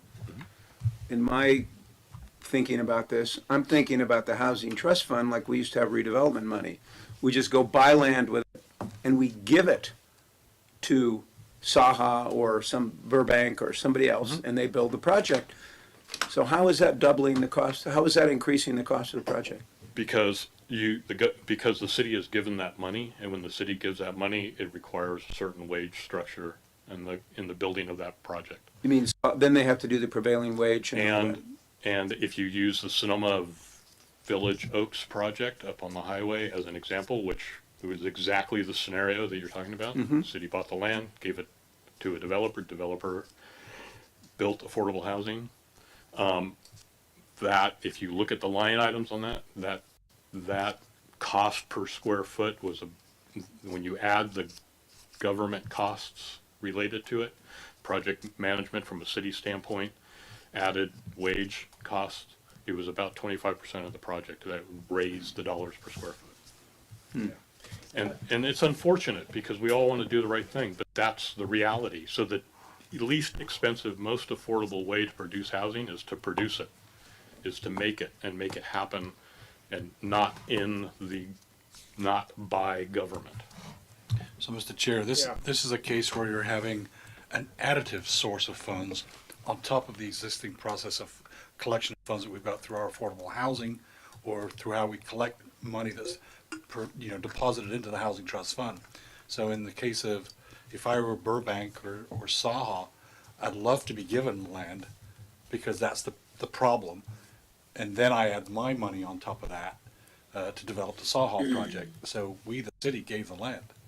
It came at a price. The source of those funds is another story. But in this case, if I could get land, that is the biggest problem, is finding the land.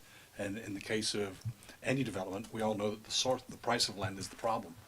So I think the fact that we're commingling funds into the Housing Trust Fund to go with other things, we get more leverage. Steve? Well, my limited knowledge of this is that these developers then are going out and getting tax credit financing to build the projects. And so essentially, I mean, it's not like they don't care about the cost, but they're raising tax credit financing for the inflated cost, and nonetheless, the projects still get built. I don't know whether the corporate loaner, lenders, how they feel about it. I guess if they're getting their tax credits, maybe they're happy. But it seems like the project's still getting built, and so we're with this housing trust fund, we're just sort of trying to mimic what we refer to as the good old days for building affordable housing around here. So I don't know. Yeah. I think those are sort of policy issues, and I would love to have a representative from Saha responding to these comments by Commissioner Willers. If in fact producing housing was the cheapest way to produce housing, why hasn't the free market done that? So I think there's a lot to be discussed in that regard. But I think what's important here is let's talk about these alternatives, because we're drifting now back to the issue of, Sure. well, we don't think any alternatives are viable, so just let's scrap it and not have a discussion. And if that's what you really want to do, I'm fine with that. But I think we should have. I want to go back one by one. We're talking about land dedication. Mr. Willers has presented a scenario that he feels makes this less successful. And I want to speak to that right now and be able to say, do we agree or not? Okay. I was reacting to that one point, but my concern about any of the alternatives but land dedication is that if we're talking about the developer building the house, building the residential component on the project site, the developer bought the land and the developer pays for the cost of the construction. Now we start proposing all these alternatives, and all of a sudden, now the developer keeps the land and they just give some land somewhere else, but they don't pay any cost of construction. How do we know that the cost of the land or the value of the land is equal to the construction that they didn't do or were relieved from the obligation to produce in the first place? So I just don't, I have trouble wrapping my mind around how this actually works in an equitable way. Are you referring to land dedication? Yeah, or you could go on down, and that's actually true of some, but let's just stick with land dedication for the moment. Matt? I think it calls for a subjective case-by-case evaluation. I think that's what we're looking at. And I think in my support of land dedication, that's what I envision. And then our commission and the council retain some flexibility. And for the reasons so articulately stated by Director Storer, I continue to support land dedication as an alternative. Well, I'm struggling with that myself because two things. One is there's this unknown period of time that will take place whether or not anything gets built. And that is a concern. I also, if Bill's description as far as the zoning densities is correct, then how do we're not getting that one for one. And if we're not getting that one for one, then to me, we're diluting what we've been talking about for the last 2.5 hours. So if indeed what Bill says is true about land dedication based upon the density, then I don't see this as an option, as an alternative. Because if it's zoned for 20, but because they needed to be able to build 23, speak, but density doesn't allow it, then it doesn't seem like that's a, what am I missing here, Mr. Storr? Or, I think one of the premises that Mr. Wilder's comments is faulty on is this. There is no requirement that a developer who has is able to buy other commercial property or mixed-use property or even residential property is required to build the maximum density, except in housing opportunity zones. I don't know of any other type of property in Sonoma that you are required to build the maximum, or you are required to build the minimum. Now, except in the housing opportunity site, which is minimum is 15, maximum is 25 units per acre. My point being that if you are a developer and you buy those lots that have either a range or a maximum, you can choose how much you want to develop. And when I was analyzing these other alternatives, I moved forward based on that assumption that a developer, a buyer or owner of property that can be developed with residential units on it is entitled to choose the density that he or she or it wishes to build at. You're not mandated to build 20 units. Even if you buy a piece of commercial property that you are going to use as the alternative site, you are not mandated to build 20 units of residential on that site. But under my approach, you are mandated to build the number of units that you were supposed to build on that commercial property that you're developing as commercial, perhaps 100% commercial. So you have to transplant that obligation, whatever it is, to this other site. Now, the one comment that Mr. Willis made that is, I think, persuasive, if that number is big enough, the zoning of this other site may not permit it, even if you add it to the minimum densities that are allowed on this other site. So let's assume the other site has a density of 5 to 10, and you are required to build 20. You cannot move that 20 units to that site and build 20 plus the minimum 5 or 25 because the zoning wouldn't allow that. So Jeff, in that case, they'd pay the difference in an in-lieu fee according to this, right? They would do that, or they'd just not be able to use that as an alternative, and they'd go back to either building on site or paying an in-lieu fee. That was my thought. so the question I have, based upon your experience and knowledge, is is it more effective? Because the goal is to build housing. Is it more time effective to be able to deal with dedicated land with an unknown timeline, or is it more effective to create a more substantial housing trust fund that may result in houses being built more quickly? Well, when you talk to a purist, they'll say, I want both. And if you're large enough, a lot of agencies do that. I mean, they have full-time dedicated staff. 2/3. Well, sorry. But the point being is, and Jeff has tried to articulate, line after line for us to guide us. We could have just put the word land dedication. Oh, and then let the developer come in as to how they're going to do the land dedication. Let them come in and pick acquisition, rehab, conversion, without going into the lengthy exercise. That's what we're getting caught up in here. And, we're trying to give as much information as we can. The point is, let's give the council some menus and let them figure it out. And I think that's what we intended by Jeff. It says we've got, I can't even read those numbers now. Number 3 and number 4, combination of the above alternatives. That's about as succinct as you can get. Other alternatives. These are including but not limited examples that we've given. And I think with this RCP thing, the residential component plan, tell us what you want to do and we'll figure out if it works. Okay. Well, I'm amenable to leaving the land dedication item in. I was just trying to point out the difficulties with utilizing it. Okay. I do think that it's going to result in land dedication plus in-lieu fees, because you will not be able to accommodate the entire building thing. Okay. I think that to me, the acquisition, rehabilitation, and conversion of market rate units is fundamentally flawed from a housing perspective. We don't have a ton of housing that's underutilized in our community.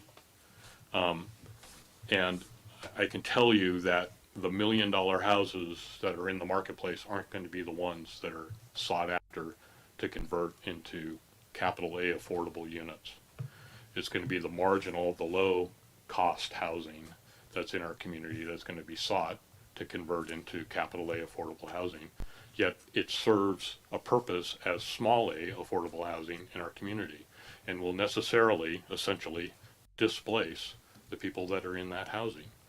And so I don't think we should offer it up as a housing alternative, because it's, to me, it's not. We're converting one housing unit into a different type of housing unit.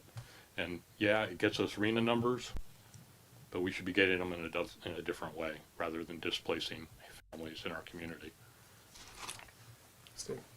I totally agree with that, and also the thing about this that I additionally don't like is that you're taking a property that is at or above the middle income household, and only making it deed restricted for middle income people. So there's no gain in terms of getting a leg up on a median or affordable housing. You're just replacing small A affordable housing with big A affordable housing, and the tenants lose out because they get kicked out, presumably, or but we still don't get it's not, there's certainly a net loss here.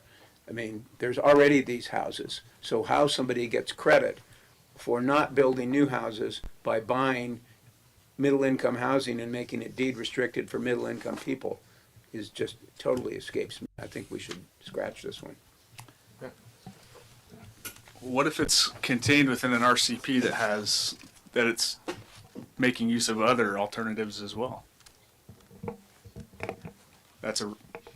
Doesn't necessarily need to be responded to, but.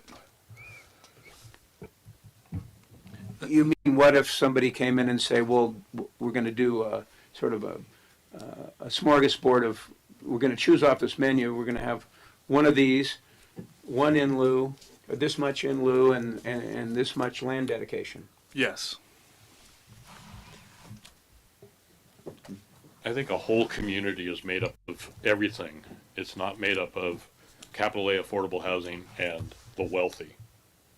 And the more we move in that direction by eliminating the true middle stuff, the more, that's why I argue so strongly for multifamily residential dwellings, is because that's the middle stuff. It's always the kind of low cost, or in our community it's still expensive, but it's the lower cost housing in our community. But if we start eliminating those housing types, we end up with a bifurcated community that is wealthy and affordable housing, capital A. And this just furthers.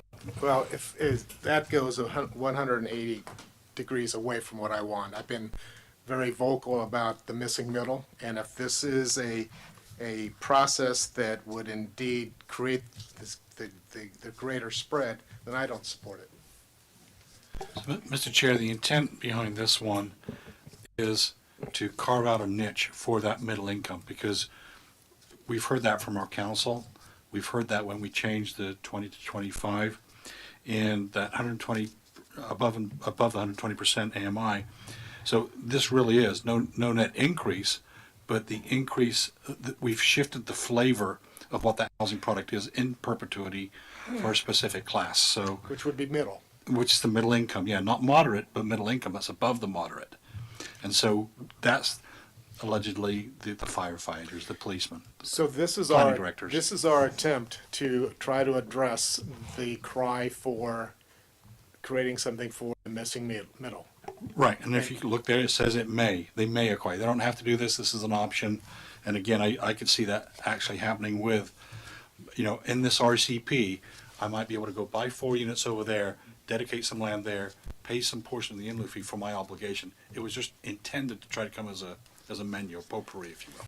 So, but again, going back from your perspective then, this is a vehicle by which it could maintain or actually improve missing middle stock. Yes, but you could equally, on the other hand, you could equally say, let's make it the ELI, right? Extremely low income or the very low income, taking those market units, taking them down to a lower household income family. See, But that's not what we were intending to do. It was to go to the middle income. And so that's, again, where I have trouble with it, because we have vehicles already set up for the big A. What we're missing is the opportunities to create the middle. And that's where I would not particularly support this acquisition if indeed there was I call it a loophole, where they could go to the very low, because we already have opportunities for the very low. So unless unless we can keep it in the mid, I'm going to struggle with supporting this. Well, a comment, first of all, there is some language here that would indicate that the existing units that are to be purchased to convert them are currently at or above the middle income affordability level, and that's really not the intent. They all need to be above the middle income affordability level, and then you convert them to the middle income level, which is lower than above. So the basic concept is you take homes and residential units that are affordable at levels higher than the middle income level, and you convert them to allow the middle income household to acquire or rent them with a deed restriction. Now, as currently written, and I acknowledge this, it does not require additional units to be purchased or additional units to be constructed. I'm sorry. So if your obligation as a commercial developer is to build on site as your 50% obligation, say 20 units, you would be required under this option to convert 20 units, but not construct any more than that. And the theory behind that was that this is not an economic move on the part of the developer, meaning they would buy a unit and then have to, at market rates, and then turn around and sell it or rent it at below market rates, thus reducing its value and potentially having a rather diseconomic initial setback in having to do this project. That's why it's not required for the developer to construct new units to meet that 20 unit obligation. Just convert 20 existing units to levels of affordability and then sell or rent them at levels that would be less than what existed prior to the conversion. So that would be the developer's motivation, because it won't be an economic motivation relative to the actual rehab. I wouldn't think. Meaning, but I could be mistaken, but I don't think it's economic to buy at market rates a house that's being occupied by a family that's making $250,000 a year, and then converting that unit to lease or sell it to a family that's making, I'm not sure what the middle income level these days is, but I think in the low 100s. 120. So you have to reduce the purchase price and or the rent to meet that affordability level. So you would instantaneously, if you were selling it, you would take a hit in terms of the amount you could sell it for to assure that it's affordable to the middle income family. So that was the thinking. It's a trade-off. You don't have to construct anymore. You're making these units more affordable, and you likely will have some diseconomic or economic disruption in that process, particularly if you end up having to improve these units to make them sellable and usable by a middle-income family. Thank you. Steve? Yeah, I mean, I feel better about this if we're sort of taking housing that's provided for people that are making more than the middle income and now restricting it so that it's housing for the middle income, but you still end up with, I guess I hadn't even been thinking about this until just now, but I mean, it could be an apartment house, and we could be creating a stock of affordable housing in apartments, but I'm not really for this because I don't see it as adding to our housing stock. I live in a neighborhood of apartments that serves a community within our community. And that community is very hardworking, is primarily Hispanic. My block is probably 55 to 60% Hispanic, most of them living in apartment buildings at market rate. They're not subsidized. They're not deed restricted units. And it provides them the ability to live in the middle of Sonoma.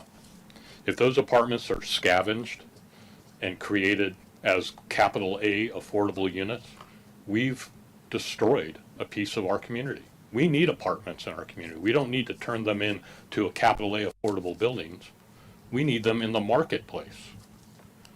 Rents here are high because we don't have enough apartments, not because we don't have enough capital A affordable units. And you know, capital A affordable units are required by inclusion, and they're going to be built by affordable housing developers. Yeah. That's where they should stay. We shouldn't be buying market rate buildings and getting our affordable RENA numbers through But that is that process. how you interpret this? Exactly how I interpret it. So, Jeff just said it. what I heard, Above mark. I heard above market. So what is above market? Is above market $2,500 a month? Because a lot of the units that I know the folks don't.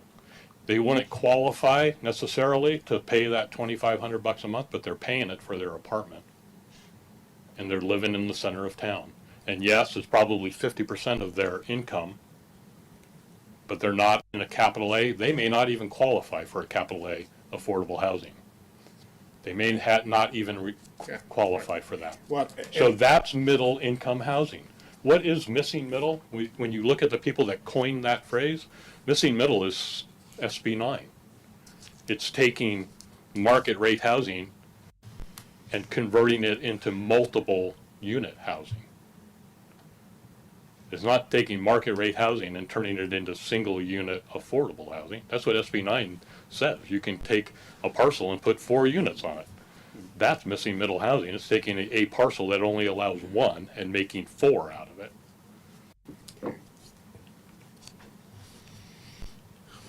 Any other thoughts, or do we have a feeling on this? I'm not for it.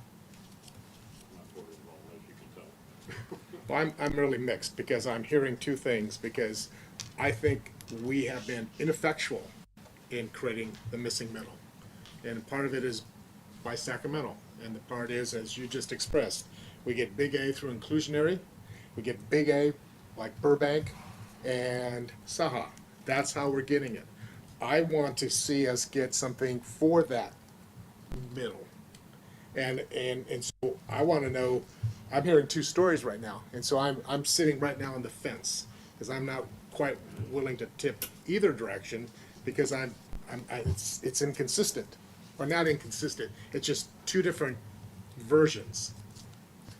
So, I think it's not, I don't think it's 2 versions. I think it's the reality of what a community is, of what a housing community is. There are what I would call, there is entry-level housing, and there's market rate above entry-level housing that goes all the way to the stratosphere in our community. The entry-level housing in our community tends to be multifamily units. And those multifamily units are either duplexes, triplexes, apartment buildings. Those are the entry-level residential units in our community. That is, in my opinion, middle income housing. It's not the single family house on a single lot with a lot of grass out in front of it. Or not in this community. Not in this community, it can't be. Mr. Chair, Because of the values. if I could just make a suggestion, we've recommended this language as staff, point number 1. Point number 2, we could forward it to the council with that language, and then we can report in the staff report that the commission was not necessarily deadlocked, but had, a split of those that are present, and we can just forward that on that way. I mean, I don't know that we have to solve it tonight. Well, that's fine. Why don't you tell them why we're deadlocked, though? Oh, yeah, we will. I think there's some valid reasons. Okay, let's move on. Okay, done. So let's transition to, all right, take that back. Do you have clarity then as far as the commission's feedback on commercial? I think so, yes. We do. Okay, so with that said, we're moving into the mixed use, and as we know, there's a lot of similarity. Can we streamline this process and really focus now on just those things that were not covered in? Mr. Chair, in the absence of, well, would you like to ask the public about this particular piece, or do you want to wait until after you've done the mixed use? The mixed use can be done in minutes, literally. Let's do the mixed use, and I'll open it up for the public to be able to speak to both the commercial and the mixed use. So at our last iteration that we sent to the city council, the language that we provided them in section 1 of the mixed use district read, the MX zoning district is intended for higher density multifamily dwellings, both separate or in conjunction with commercial development, in order to increase housing opportunities, and then it goes into the language that is currently contained in the development code. The language we changed is intended, it used to say to allow for a higher density, we struck that. And we changed higher density housing to higher density multifamily dwellings, because multifamily dwellings is defined in as a definition. In other words, it says that multifamily dwellings are of a certain type of housing. And then both separately or in conjunction with commercial development. In other words, mixed use zone can be 100% residential. It doesn't have to have a commercial element. That was the first section that we changed. That was the language and how we changed it in the first section. And then at the end, we modified the commercial component to read, in applications for new development for which discretionary permit is required, a commercial component is allowed but is not required. And then we struck, unless waived by the planning commission. If a commercial component is proposed, it shall comprise a maximum of, we added 20. I'm proposing we change that to 50, in keeping with everything that we've heard, percent of the total proposed building area. That simple. It says 50 in here. Well, it may have, that's because that was the original language, so. Okay, any thoughts on the comments? There was a lot of talk about it at the original planning commission meeting when Yeah. we changed it. So I just think it was valid to reiterate it, that we came to a consensus on that. I don't have a major problem with including all that introductory language, but I don't have the code in front of me, but much of that should already be covered somewhere else in the code as to what the purpose of the mixed-use zoning district is, and the efforts and et cetera, what its attributes are. That should be somewhere else already in the code. This is a specific provision dealing with the mixed-use zoning district. But again, if it's not too duplicative of what's already in there, or is not inconsistent with what other provisions in the zoning code say about a mixed-use zone, I don't have a major problem. No, it's number including one it. above number 2. This is number 2. So this is number 2. In the current code, it's number 1 above the number 2. I guess I'm confused. So Jeff, in the zone, in the list of the zones, we've got residential, then we go down to commercial, so the CG and CC, and then there's a definition in mixed use of what it is. That's point number 1. And then there's number 2 right Oh, now. okay. Residential clause. So is We had just the language we had earlier just modified some of the language in number 1? in number 1. Ah, And I just got wanted to make sure that came through. Yeah, I didn't focus on that at all. And I don't have a problem with reinserting number 1. So unless the commission has any more comments, or the staff is saying don't do it, I would like to open it up to the public. Oh, wait, there's one more Okay. point here. What are we doing about the square footage? We had discussions earlier, but this has a 2,400 square foot house, single-family residence in it. Yeah, you read my mind. I was just going to say that would be deleted, I would imagine. We would keep in we'd keep in the fact that there's no minimum square footage, because there currently isn't now, or acreage. We delete that 2,400 square feet because we're taking away all of the references Single family. to us for single family. It's just that we added single family to that in addition to those other 2 constructs that we've just changed in the commercial. And then we're also, the exemption, we've got the 100% residential exempt. Is the commission okay with that? So are we taking out the single family? For the 2,400 square feet, yes. So I want to clarify that single-family residences, while they're allowed in the mixed-use zone, are only allowed on an existing lot of record. They're not allowed essentially to be created through subdivision. And so there's an allowance in the mixed use for single-family residences on an existing lot of record to allow not to create non-conforming uses in the mixed use of houses on properties that are zoned mixed use. It's not to entitle single-family subdivisions. But what we're doing here for the purpose of, this is for the purpose of the residential component, and what we're saying is you're not allowed to do a single-family home there. So why don't we just delete this? Yeah. So no more comments? But other than, and is the commission okay with keeping the new, not the new exempt, the only changed or added exemption that we put in there for 100% residential projects? Thank you. Yeah, I'd like to go ahead and open it up to the public to come forward and share their comments after our debate of 3 hours. Hi, Michael Ross. I have a request for clarification. If you go to the first section where it says if you're going to build 5,000 square feet of commercial, you're also going to build 5,000 square feet of residential, and it doesn't state how many units. And so using the model of 43,560 square feet an acre, and you therefore have to build 43,560 square feet of residential based on that model. But if you were to take a 1,200 square foot unit like you're going to build for the middle, that would only require maybe 24,000 square feet.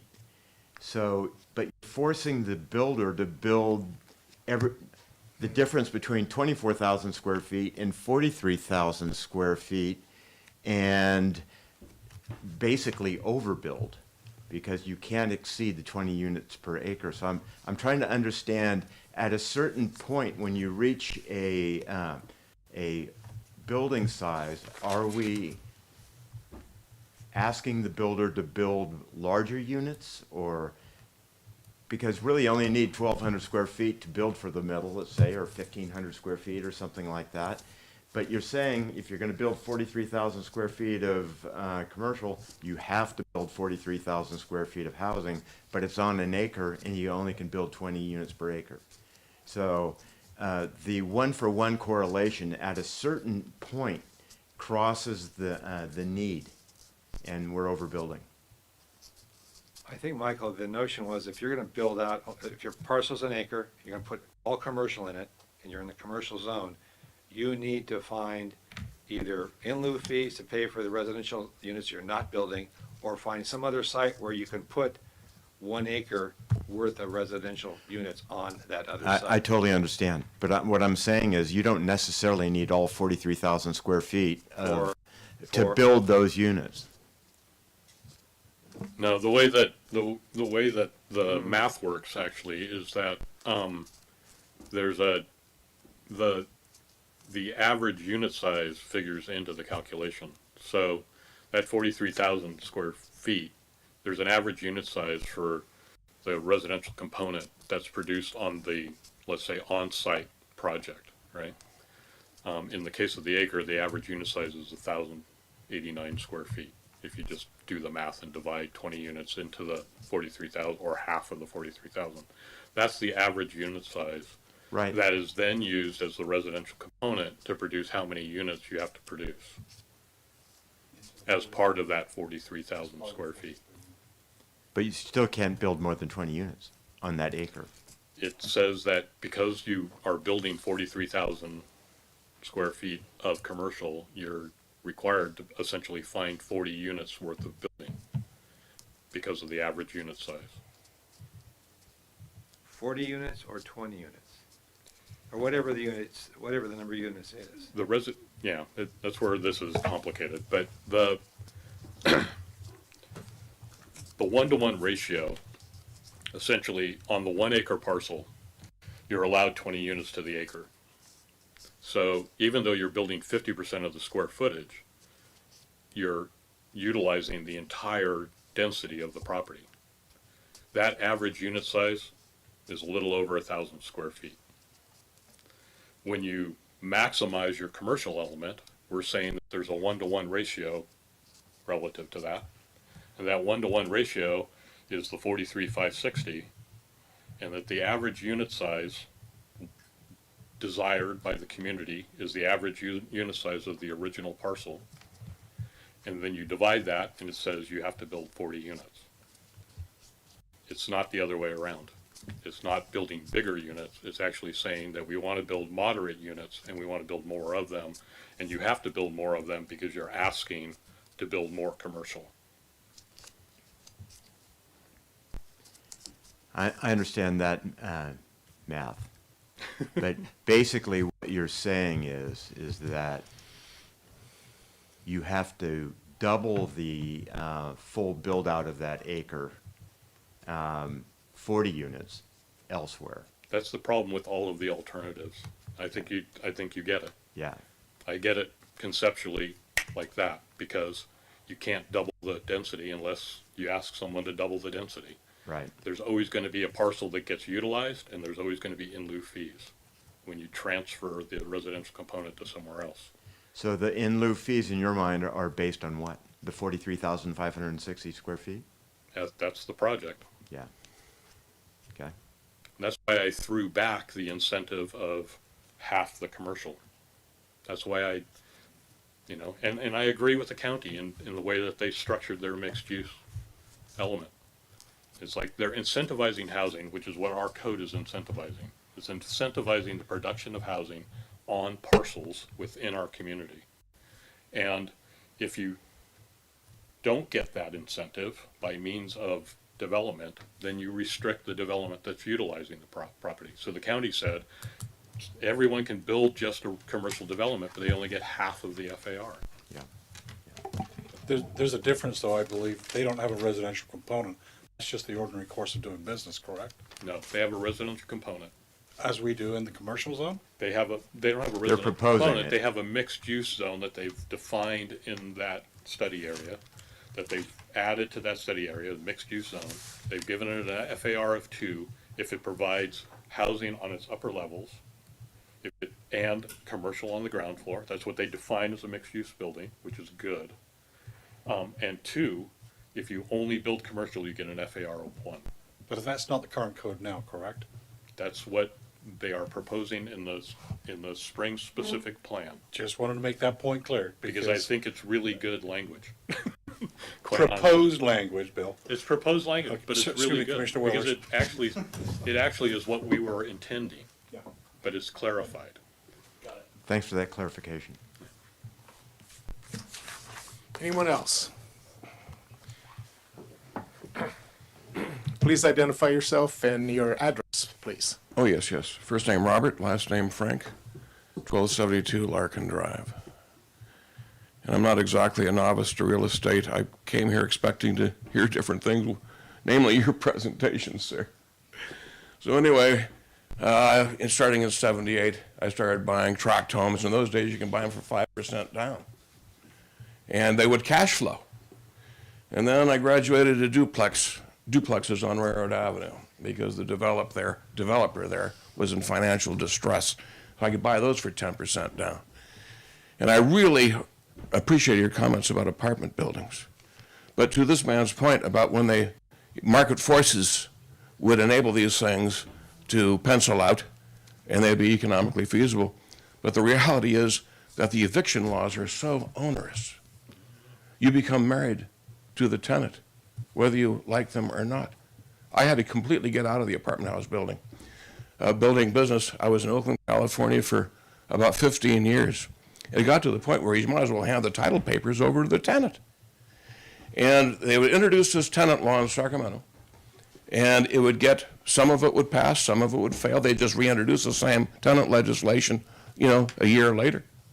But I just wonder, all this talk about commercial, has anyone thought, who's going to fill up all this commercial square footage? Who's going to, I mean, look at the brick and mortar banks are phasing down. Diagnostic technology, Moore's Law in medicine. They're going to have to repurpose all these medical buildings around here. Who's going to fill up all this commercial space? You know? So anyway, but your point is, I really like what you said about apartment buildings. They're wonderful communities if managed correctly. And, you know, I asked the concerned lady there, concerned citizen, how many affordable units do you need? And she didn't know. So we thought this through together. And she finally arrived at a number of 600. That's the baseline constraint, 600. At 20 units to the acre, that suggests about 30 acres, you know? And the problem, and with all due respect to all of you folks, fine folks here, all that you said is nothing to me. A recipe for a hodgepodge of architectural mediocrity. Nothing more, nothing less. How many of you have been to Eastern Europe or even Middle Europe? Okay, my wife is European, so I've been there quite a few times. And excellent, excellent. Spain especially. What they do with concrete there is just unbelievable. You have structures all over there. You have Italian cypress trees here, 100 feet tall. What's wrong with a nice, beautiful, conceptual piece of architecture? Poured-in-place concrete or modular concrete, and you can, you know, because not only is it architecturally mediocre, but it will never keep up with need. Never, ever will it ever, you know, you need mass production satisfies the needs of the masses. You need mass construction to satisfy the needs of the housing masses. With very creative, we have an architect here. Where's the architect? You the architect? You know what I'm talking, no? You? Oh, he left. Well, that's the way it goes. He got tired, so with that in mind, thank you, Mr. Frank. Thank you again, thank you. So, I'm seeing no more movement. Let's bring it back to the commission. What else does staff need? I think we have direction. I am just confused in my head because it's so late. I was here till 11:30 last night. No and, excuse. Hey, that's my excuse. Were we going to do what's the sheet? A worksheet? Did we land on that, or? I don't know. We'll try to put one Not together. tonight. We'll try, no, not tonight, please. No, okay, we'll come up with one between now and August. Would the chair like to have a couple of commissioners see the draft that we finally produced? Yes. Would that be something? Would you like to name who those would be, or? Mr. Willers? And how many? Mr. Willers and Mr. Wellander. So noted, thank you. So, we're good? Thank you. Oh, wait, do we need a motion? Yeah, it's a motion to recommend to the council. The draft ordinance has modified per your discussion tonight with direction to comment to the council about the lock that we had on the one piece. I'm forgetting what it was right now. I think Did we resolve through They that? want us to transmit the reservations that they have about Right. each of these provisions, which we will do. Yeah. Okay. Motion? So moved. Second? Second. Roll call? Commissioner Barbos? Yes. Commissioner Willers? Yes. Commissioner Wyrick? Yes. And Chair Wellender? Yes. Thank you. The motion passes 4-0. Moving on now to item 7.2, I believe the request was for a continuance. We'll be happy to grant that. That would be a continuance to your August 18th meeting, Mr. Chair. Thank you. Thank you. Continue.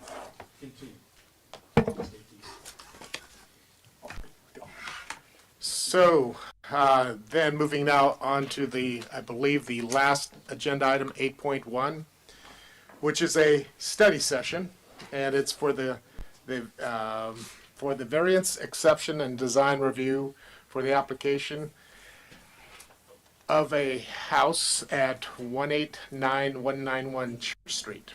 And I would like to at least have some comment from staff before I invite the applicant forward. Yeah, absolutely. Thank you, everyone. I know it's getting a little bit late. So the applicant has submitted an application for design review, variance, and an exception to expand and improve the existing duplex into a single-family residence. There's a detached garage on the eastern portion of the property. And the application went before design review on Tuesday, and the design review commission unanimously recommended approval. At this time, the application materials are not quite ready for a formal review by the planning commission, but given our schedule having a lag between now and August, we wanted to take this opportunity to introduce the project to the planning commission and give the applicant an opportunity to get feedback from the PC. That's it? That's it. At this time, I'd like to invite the applicant forward. State name, and the mic is yours. Thank you. George Bevan. We're the architecture firm Bevan Associates, 369 West Napa Street. At this time, maybe I can ask staff as far as the specific 4 variances or exceptions we're going after tonight, just to streamline things. Yeah, so there's several components that require concessions to the zoning code. So the second story rear setback is being requested for an exception. The existing rear setback is 4.5 feet from the property line, where 20 is required. So it was the duplex was moved there in the 1950s and put in this location. The property is it's a corner lot. It's 54 feet deep and 154 feet wide. So it doesn't, it's a little bit challenging to develop when you have a 15-foot front setback, a 20-foot rear with a property that's 54 feet wide or deep. And so the exception is to locate the second story, gosh, what is it? 14 feet instead of from 20. the rear setback. And then the variance would be for the garage. Our code requires that the front of the garage be set back 20 feet from the front of the residence. And yeah, when you only have 54 feet, we're running out of space. So that's what the variance would be for. Okay, thank you. And then just tell me what slides you want me to put up. Okay, thank you. So thanks for your time tonight. I don't want to recap all the project details. We had design review. That was a great discussion on Tuesday. Approved. We want to, our office is really proud of this project. We want to do a really nice Spanish, romantic, Santa Barbara style on this corner. And we're utilizing the existing footprint of the actual duplex, the meat and potatoes of the duplex. Actually, we're actually giving it a haircut. We're taking 2 of the carports off and using that existing footprint. To staff's encouragement, we're keeping the top plate, existing top plate. We're keeping the rear setback at 4.5, 5 feet, something like that. And we're removing, of course, one driveway. There's 2 driveways right now, so we're removing one of those. And we've actually designed just a modest second floor. Maybe do slide 1, Christina, please. So we're doing a modest second floor. I didn't want to push the 20. I'm, under the encouragement of staff, it's 20 feet from the rear property line for the second floor. We're allowed a second floor. We're well under the maximum height limits. I wanted to provide natural light to the rear neighbor to the south without increasing the massing from a pedestrian scale of the street. So as you push that little humble second floor, it's actually just going to be the master suite, really. Primary suite is as we push it. So we're taking that exception as 14 feet. The rear setback, there's 11 houses on Church Street. Recently I rented a house on Church Street. It's a really nice street. It's really a very unique street. A third, it's a stretch here, this comment, a third of the houses, so 4, have about a 4 or 5 foot rear setback. These are tiny homes, tiny setbacks. So I want to point that out. I also, I addressed the second floor, the garage, most, I would say 3/4, like 8, 10, 8, at least 8 of them. All the garages are flush with the face of house, as you would think. We've all walked down there and parked over there and walked to EDK and things like that. So a lot of these attached garages are flush with the house. We did the best we can. We have 20 feet from the rear property line, not the face of garage, to physically park a car in this garage, which I think all of the houses on that street do not park in the garage. It's just too small. I don't know what they, little minis. So, but I also do want to point out the, maybe slide 2. Let's try slide 2. Okay, so here I just put I just want to point this out. Now I'm going into more of I addressed the 3 or 4 exceptions directly. I wanted to go through more of like a real brief context, just so this was a helpful exercise for myself. So there's 11 homes here. These red numbers actually represent the cumulative side yard setbacks. So our subject property is on the corner of 2nd and Church on the south corner. 77 linear feet, subtracting our 18-foot garage still gives us 18 feet of 58 feet of cumulative side yard setback. The rest of the homes are, visually don't even come close to that. Actually, it's 6, it's 5, it's 8 and 6 and things like that. So that was actually a helpful stat.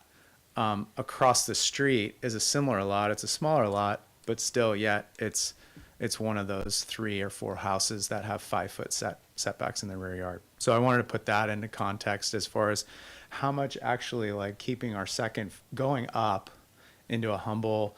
We're actually only increasing the height about 7.5 to 8 feet to create that whole second floor, because we want to actually keep all that yard space and open space for this house. So I want to point that out. I also, let's go to slide 3. This is interesting. It's the zoning map. So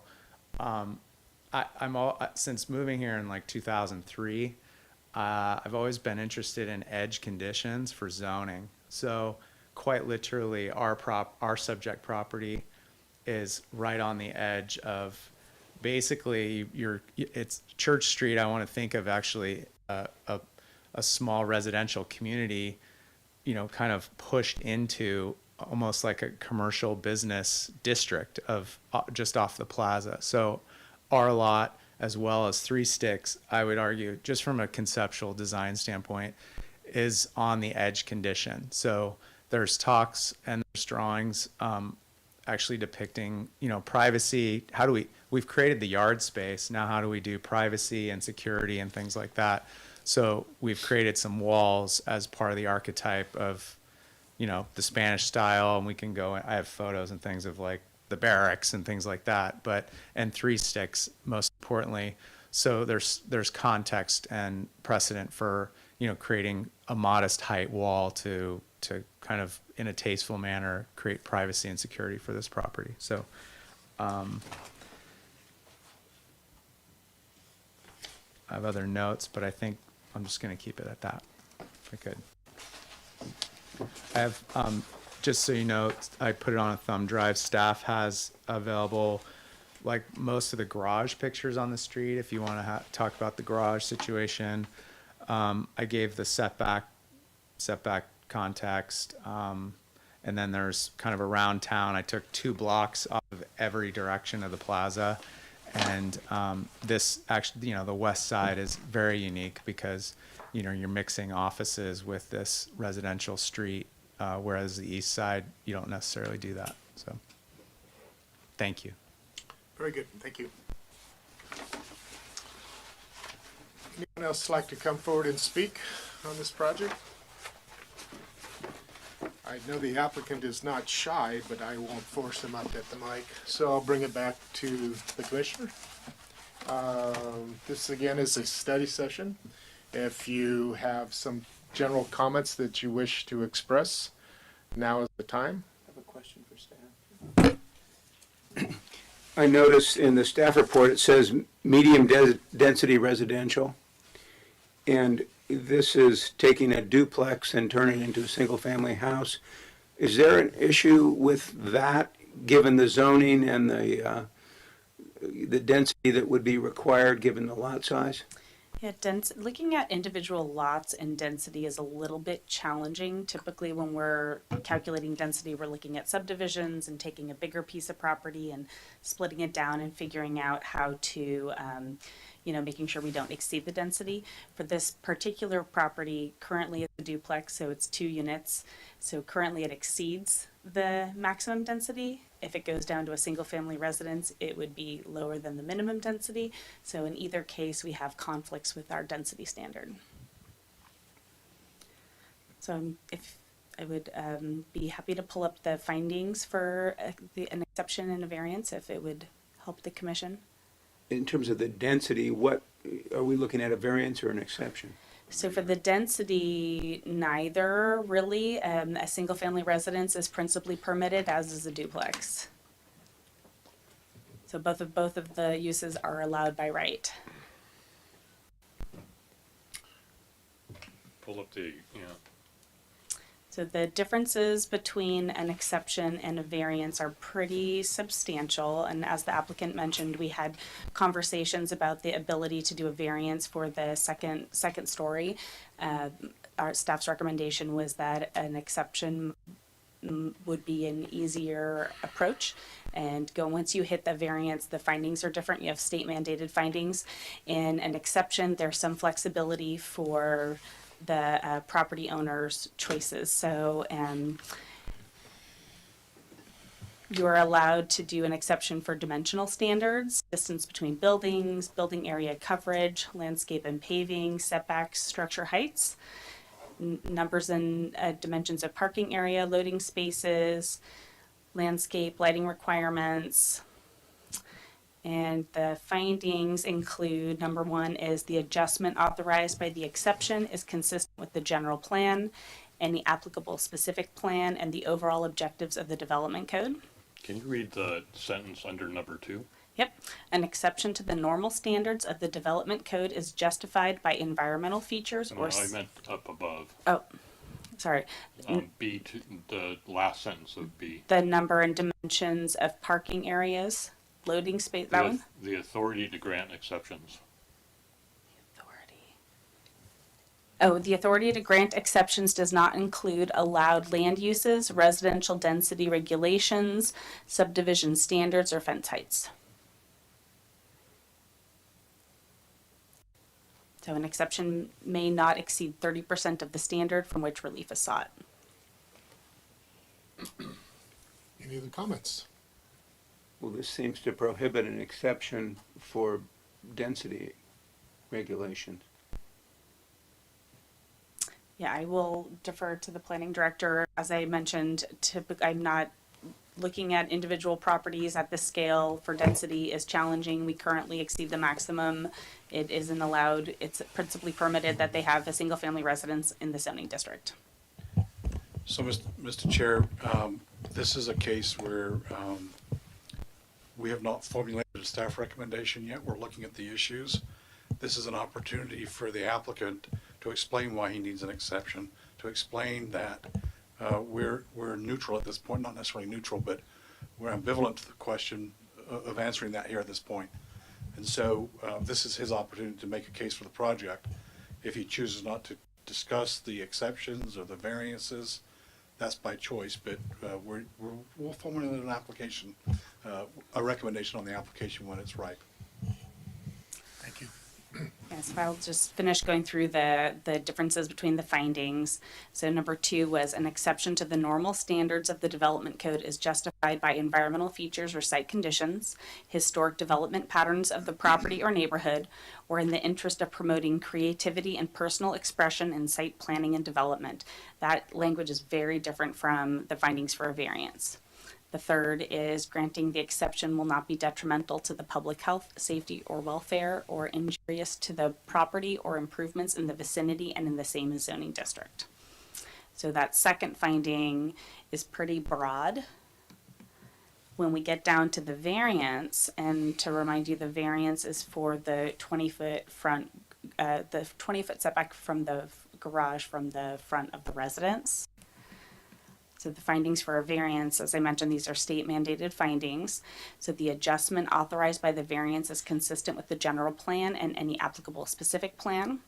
There are unique circumstances applicable to the property, size, shape, topography, location, or surroundings, such that the strict application of the requirements of this development code deprives the property owner privileges enjoyed by other property owners in the vicinity and within the same zoning district. 3 is granting the variance is necessary for the preservation and enjoyment of substantial property rights possessed by other property owners in the same vicinity and zoning district and denied to the property owner for which the variance is sought. 4, the adjustment authorized by the variance will not constitute a grant of special privileges inconsistent with the limitations on other properties in the vicinity and in the same zoning district. And 5, granting the variance will not be detrimental to the public health, safety, or welfare, or injurious to the property or improvements in the vicinity and in the same zoning district. So, Mr. Chair, if I can, without going into any more detail on that, I'm feeling uncomfortable that we're going down a path where these 5 findings cannot be made and all of them have to be made. So it's not just pick your one to deny it or pick your one to approve it. It's in order to grant a variance, all 5 of these have to be made. So the commission has to clearly say, wow, there's something unique to this property. Now, is there a massive tree on it? Is there a river running through it? The shape of the parcel is not the unique topographical concern that we have to deal with here. So that's for the applicant to demonstrate to us in order to help us formulate an opinion on a variance request. The bar for the city of Sonoma is different in that we have this exception provision. It's unique to Sonoma. It's not found very commonly in other zoning codes. So if that's, I don't know, Christina, if that's the discussions you've had with the applicant, but that's, to me, is the findings for a variance are very tight, very tight.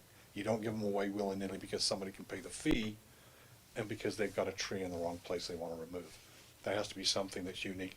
And that's why some of these in the middle there are talking about not granting a variance as a special favor. It's not otherwise enjoyed within the neighborhood, so to speak. Then you choose a zoning code. So a variance has got some very specific parameters. So again, to this point, this is a study session, and we're just simply, if we have comments to share with the applicant, we're going to share them, and then at this point, give the applicant an opportunity to proceed and move forward. I'm disappointed I didn't see much landscape, but that's a personal bias, so that's my comment.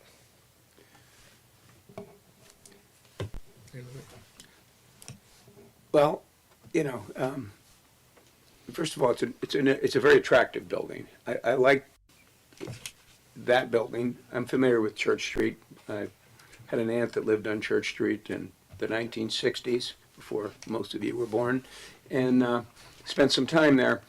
And I mean, all by itself, the garage issue, not being far back from the house, that doesn't bother me. But that's a lot of building on that little lot. It's just massive. I mean, I know you just got through the design review, but it's just a lot of building. And you just sat through a 3-hour hearing where we're talking about trying to preserve number of housing units. And you're taking 2 housing units and making one giant house out of it. So I'm not 100% happy with that. I'd much rather see this house somewhere else. It's a nice house, but on this lot, I'm not so sure. Any other comments? Okay. Great. Sure. So, hi, my name's Mickey Breen. I own 189, 191 Church Street. If any of you have been by the property, it's definitely in need of help, in need of something. It is a unique piece of property because it does back up to a commercial piece that is an extra long multi-unit property to my south. I heard this at design review as well, where people, it takes up a lot of the property. It's big, but it's no bigger as a duplex than it is as a single family. Now, take the garage away. I've taken the footprint, which is literally 30 by 60. I took off a carport that is 15 by, let's say 15 by 20 on either side. Scratch those, so I'm just left with the 30 by 60. And I requested with George, I said, George, let's build it basically on this foundation. Don't bring it any further away from the fence. The building to my south, because it is their side yard, is right at 5 feet. So literally it's 5 feet, the fence, and 5 feet. The property to the south actually sits about 3 feet above my dirt level. At some point that was done, before they built that, I don't know, it was teared down, however it was done. So I look at that corner and even before I had taken off the tin to find out actually what the substructure was of this property, it's just not desirable.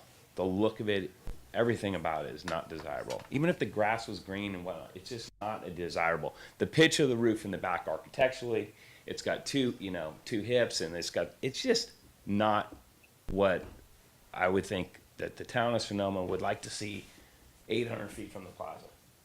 Okay? Yes, I want to change it from a duplex, and I've been here for long enough today to know about housing and where the city is on this. There's other issues on Church Street. You have parking issues. You have the street's too small. I fear the day they get a fire down that street and Sonoma Fire decides they're going to try to bring the truck back there. It's never going to fit. I'm a fireman at Shellville as well, so I do know a bit about that stuff. But I will say that property needs help. What we propose to put there is a beautiful home on a lot that is what I would say, and I tried to go down this path originally, which was, if this is the way I look at that, I tried to do this because of the setbacks. I do walk down Church Street. I see many, or not many, but I see a few houses there that, number one, they're squeezed in there. They're squeezed in there. They're two-story. They're within 5 feet of the fence. At some points, this one house I'm talking about, it's one of the only other two-story houses on there. It's got a hangover, which I know is allowed to encroach within the 5-foot fence lines. So I've learned a lot during this process. So that's kind of what I envision there is a beautiful, Santa Barbara look, stucco, not something that's this monster that sits up and looks down on things like we have on West Main Street, those two white farmhouses. Those sit up huge and just look down. I'm not looking to do that. I'm looking to build something that is a decent size, yet quaint to like something that, like a house that's on the corner of 4th and, Austin and France. It's got, the Spanish style roof, white stucco, something that fits in. I go around the corner from my house, we talk about the walls, right? So I figured for security and privacy, if you put, a 30-inch wall around the 2nd Street west side for visibility and wrap it around. But as soon as you got to the past the house, and in the original plan, they went up to, I think, 60 inches or 72 inches, because that's where you could actually put some privacy between the garage and the house for a backyard. There's no sidewalks on that street, and it just kind of just seemed to be the right thing. Keep it low so people could see around the corner from the 2nd Street west side going on to church, and then be able to have some privacy in the back. Yeah, so I wasn't shy in showing that, even though I knew there were some rules that go with that. But every time I walk by 3 Sticks on the Church Street extension coming out, their wall is 7 feet tall. They have 2 feet off the curb. They have some beautiful landscaping, which is great. I love it.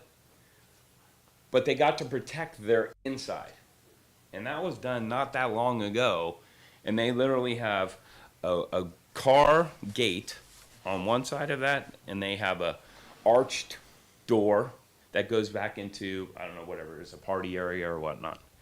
So that's just kind of where I saw the vision coming from. The 54 feet deep, that's a tough thing. And I don't know how to overcome that. I really don't. Originally in this plan was actually, I was going to try to put an ADU on the top of the garage for the fact that I had a son that was coming home from college, and I'm like, you know what, that would be perfect for him, or down the road somebody rent it out. But with the, these restrictions of height, and even if I tried to move it in to do that, that's what we were thinking originally, was keep it single family, add an ADU, and go that route. But I just think that corner needs, it needs a lot of help. And keeping it a duplex, the way it is, and I've heard this from a lot of different people, duplexes are very tough in this town to buy, especially in this type of condition, and go in and fix and redo and actually have them make sense.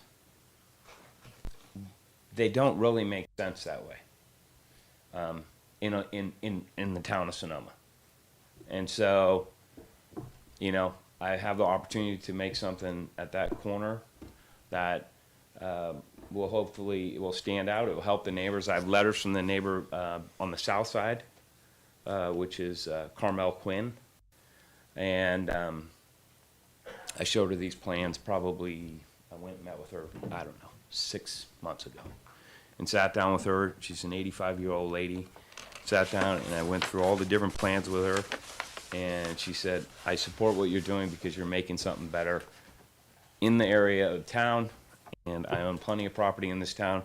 And I feel that this is a good help to what you're trying to do there on Church Street, which is just a single, quaint little street. We don't have that many of them left. So I know it brings a lot of problems, and I do realize that it is I'm not going to say it's an anomaly, but it's a special lot that is going to require some help from the city and the commission to say, hey, yeah, you know what, you can do this, but you can't do this. You can do this and make it look right, and it will make that corner a much better place and much better looking. And I think that's what I'm after. I'm not after making some monster palace there. So that's just the other thing that I do realize the schedule, your schedules, and I do realize that you guys are closed down in July. You go dark in July for vacations and whatnot. And I realize that your next meeting is the 3rd week of August. And from my understanding, the 3rd week of August is going to be a very busy time for you with the hotel coming back. So I'm going to try to, what I want to do is I want to request some sort of a special on this, because waiting until the end of August and to get into that, which is gonna take enough of your guys' time anyways. I'm just, I'm asking for, I guess, a special meeting on this so that I can get this, put it to rest and figure out what we're gonna do with it and move forward. So, Excellent. Two thoughts. One is thank you for a little bit of history that helps us to better understand the evolution of both your thought process as well as the evolution of the design. And we will take your request about scheduling into consideration. And can't promise, but we certainly will make that a point of discussion. Good. Is it appropriate to open up to the public? I don't see, oh yes, I do see one public here. I empathize. With the 2020 census, and I'm sure it would, reveal the number of occupants in that duplex as of 2020? What was the question? The census, the 2020 census reveal how many people lived? I don't know. Would you know, sir, how many people lived in the duplex? Two. Well, maybe three or more will live in his new house. Thank you. Thank you. It's always not units, population. Let's think in the macro rather than the micro. Thank you. So I'm anxious to turn to page 2 on our agenda. And so I am closing our study session and moving on to issues update. And so, I'm sorry. We're on 9.1. It's listed under issues update. Do we wish to defer that to a future date, or what's your thoughts on the municipal service? Mr. Chair. Are we closed out? We're closed, done. We're closed out. You're free to go. Well, no other feedback for setbacks or exceptions? I think at this point, the best thing you did was have an opportunity to express and give us some history and some thoughts and some concerns. And I think from there, puts us in a better position to when you come back. So. will someone notify about a special or no? Yeah, oh yeah, absolutely, absolutely. I'm not in a position to figure that out this evening, but that, again, as I mentioned, we'll be more than happy to discuss that and see if we can accommodate the request. Good. Thank you. I'm sorry, Mr. Storer, I know it's getting late. Yeah, and the good news is I've only got a 45-slide presentation for each of these things, so. Actually, did you get my emails this afternoon, Mr. Chair? So, I did. please say you did. No, Steve? I received it in my inbox. I've not read it. Well, let me just say that I emailed you three PowerPoints. One was from the county, which I received this afternoon as I was actually typing it. I'd coordinated with the county to try to make a presentation, but they were up to their gills at 2 o'clock today or 1 o'clock today with their own presentation during the public review period of the EIR. And I wanted to do one because it was timely. Actually, no, did I do this one first? Okay, so let's do the MSR first, as opposed to the springs. But, so you've got two on the springs, and then this one that I'll just briefly go through, and you can review these. Am I doing that, or is somebody else doing that? Unless you want me to sit there. No, I can just do this. Is that me doing that, or did you do it? That's you. Okay, so basically, I'm not gonna go through this other than to say, there's a lot of stuff about LAFCOs, and for the best part, the LAFCOs are basically one in every county. I believe the city and county of San Francisco has one, and then in every other county there's a LAFCO, the Local Agency Formation Commission, and they've been around for a while, almost as long as Traintown, it looks like, if I'm not mistaken. But the most recent legislation, if you will, in a comprehensive fashion, is the 2000 amendments, and you might hear the Cortese-Knox law, but then in 2000 it was amended to be Hertzberg, so it's Cortese-Knox-Hertzberg law. And just for kicks and giggles, I thought I'd print that out for you, just so you can kind of see that it's no small thing. When it comes to how organizations like a special district, fire district, water district, mosquito abatement district, you name it, cities incorporating, annexations, disincorporations, this whole body of law regulates that, and you can say thank you to Sacramento. So just skipping along, you can take a look at all of these things at a later date. For the most part, there are some unique LAFCOs throughout the state, 9, 11. I think there's one with about 13, maybe down in LA or San Bernardino or somewhere like that, where they've got multiple memberships. But for the most part, there's 7 members, 2 county supervisors, 2 council members, 1 public member, and 2 special district members. Maybe Commissioner Barbos can tell us all here, but I don't know how recently a member of the City of Sonoma City Council has been on LAFCO. Maybe you did, no? No. Perhaps Valerie Brown, but I don't know. Yeah, and so I think it's a rare occurrence for our city to have somebody on there, is probably my statement for the day. But you can certainly see the composition here on one of the slides where we can see who the city representatives are with respect to the county membership and the alternates and things of that nature. Basically, I described what LAFCO's function is, and then I just talked about that, giving you a couple examples there.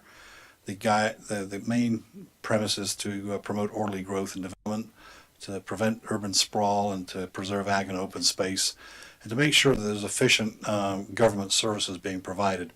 So when it comes to the City of Sonoma, our last MSR, Municipal Services Report or Review, was done in 2006, I think that says down there. When I arrived here, I obviously noticed that and started having conversations with Mr. Bramford about actually doing that. He is the executive officer for LAFCO, and we basically have now a report card, if you will, on the current service provisions being provided by our city. And as you know, we're a very small city as far as employees and the like, and we have contracted services for police and fire and sewer. I'm not going to go into all of these different things about CKH, if you will, Cortese, Knox, Hertzberg, but you can kind of see that there's 7 main reasons or things that they do. In the document of our MSR, and I think, if I remember correctly, I sent you a copy or a link of that document. If not, please let me know. I thought I did, but it's been a while ago because I think I did it prior to when LAFCO was supposed to have discussed it initially on the first Wednesday of this month, but they weren't able to do so because of a noticing error. That we'll be doing it at the first Wednesday in July. So this timing is perfect if you're interested or you want to participate in that process. This is just a sample, if you will, of what the report does. It looks at determinations. It makes findings, if you will, and then it goes on to provide recommendations. And I'm not here to go through each of the recommendations, but to point them out to you. For example, they're talking about in 11.1 to talk about working with other agencies and providing effective services and better efficiencies, if you will. Talking about annexations of 2 park areas. Maxwell Park is one of them, Montini Preserve. It's coming up with areas, or it's identified areas that are in our sphere of influence, not in our sphere of influence, in the urban growth boundary, not in the urban growth boundary, trying to figure out where our ultimate boundary or probable boundary will be at some point in the future. One of the recommendations that you've seen in the newspapers, and probably why Mr. Frank is here, is the recommendation is that we should not hesitate to apply to LAFCO to annex Traintown. And also talking about, there's typos there in the report, it says Cortez and no Hertzberg. That's Cortese, Knox, Hertzberg in that last bullet point there, and talks about a master tax exchange agreement. This is not an uncommon thing for an MSR to talk about. So clearly this discussion has occurred about Traintown in the past, but it's not uncommon for LAFCOs to say, wait a minute, there's an island or there's an area of your city that's surrounded by different properties. We've got several of them in our city boundaries, if you will. So they pointed out to this one specifically, and also some other areas that you're more familiar with than I am, and that is around the Denmark area. Talks about the Harrington Road area, and there's some other areas on the east side as well. We've certainly known about the Doyle annexation when that was before your commission through a study session. So certainly there's areas. We've talked about areas south of our city limits on Broadway, on the east and the west side of Broadway, that are outside the city limits but inside the urban growth boundary. So this is what a LAFCO can do. It can forward recommendations to us about how we govern ourselves. And of course, our city council can have this report. It can let it sit for another 20 years. It can implement some of the recommendations, as it has or has not done with the 2006 MSR that's upon us, and which is the current one today. So at their meeting in July, they'll be formalizing this document that was created by a consultant out of Sacramento. Actually, a member of the Sacramento community that used to serve on the Sac LAFCO when I was there, and so that's kind of interesting that he's now got a consultancy. This concludes my comments, Mr. Chair. Thank you. Thank you. And then moving from 9.1 to 9.2, we're not going to... I suggest you just open it up to the public, if that's okay. I'm sorry, sure. Yeah. At this time, I'd like to open it up to Mr. Frank if he so wishes to come forward, and if not, we're okay with that too. Oh, do you have an hour? Do you have an hour? 3 minutes. 3 minutes? Well, I guess that's better than Nothing. 179 seconds. But at any rate, I resisted annexation in 1999 as well as 1993. And the problem with politicians is that they think in terms of 4-year increments. I think in terms of 4 generations. My father being the first one, I being the second. My grown children, all in their 30s, being the third, and grandsons, 4th generation. And just like I told the folks actually the other week ago, I said, had I not resisted annexation in 1999, we wouldn't be there now. It'd be a 200-unit condo complex right now. And to wit, the Marriott family left the city of Santa Clara because they just couldn't tolerate being the target of their incessant objections all the time. Wrigley family got out of Pasadena for the same reason. Disney would only expand out to Florida if they were given their own county. You know, the Anheuser-Busch family, Anheuser-Busch family, they had to disband their beer garden and amusement park in St. Louis for the same reason. To wit, here, the Sebastiani had to give up even though they were grandfathered by over 100 years, they had to give up their bottling works there because there was one Karen too many that complained about their bottling operation noise. People complain about our noise, but yet the Farrell's people, or not Farrell's, not Aiken Kirk, but Freeman Brothers, have been here a while. They generate more noise than we do in terms of their forklifts, truck horns, and their plywood ripsaw. But we're an amusement park. We're an easy target for politicians to pick on. You know, it's especially a politician who wants to go up the ladder. So the thing is, we have a 109 car parking lot there, and that's another thing too. First it was the Lodge and Train Town, their parking. Then it became Train Town on the Lodge. Then it just became Train Town ad nauseum. And the thing is, our neighboring businesses there, you know, like Jacobs, you eat there, it's an hour-and-a-half process because they have very good food. If you've never been to Jacobs, outstanding food. Takes time to cook it. What do? They park at Train Town.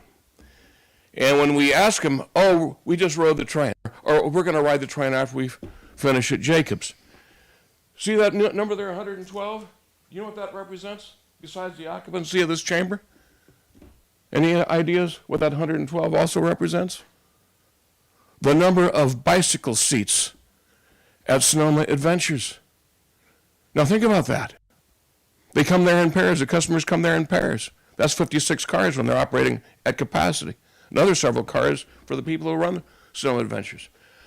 We like the people there. One of my daughters went to high school, and one of their children wants to work at our joint someday soon when they're old enough. My point is, 3 seconds left.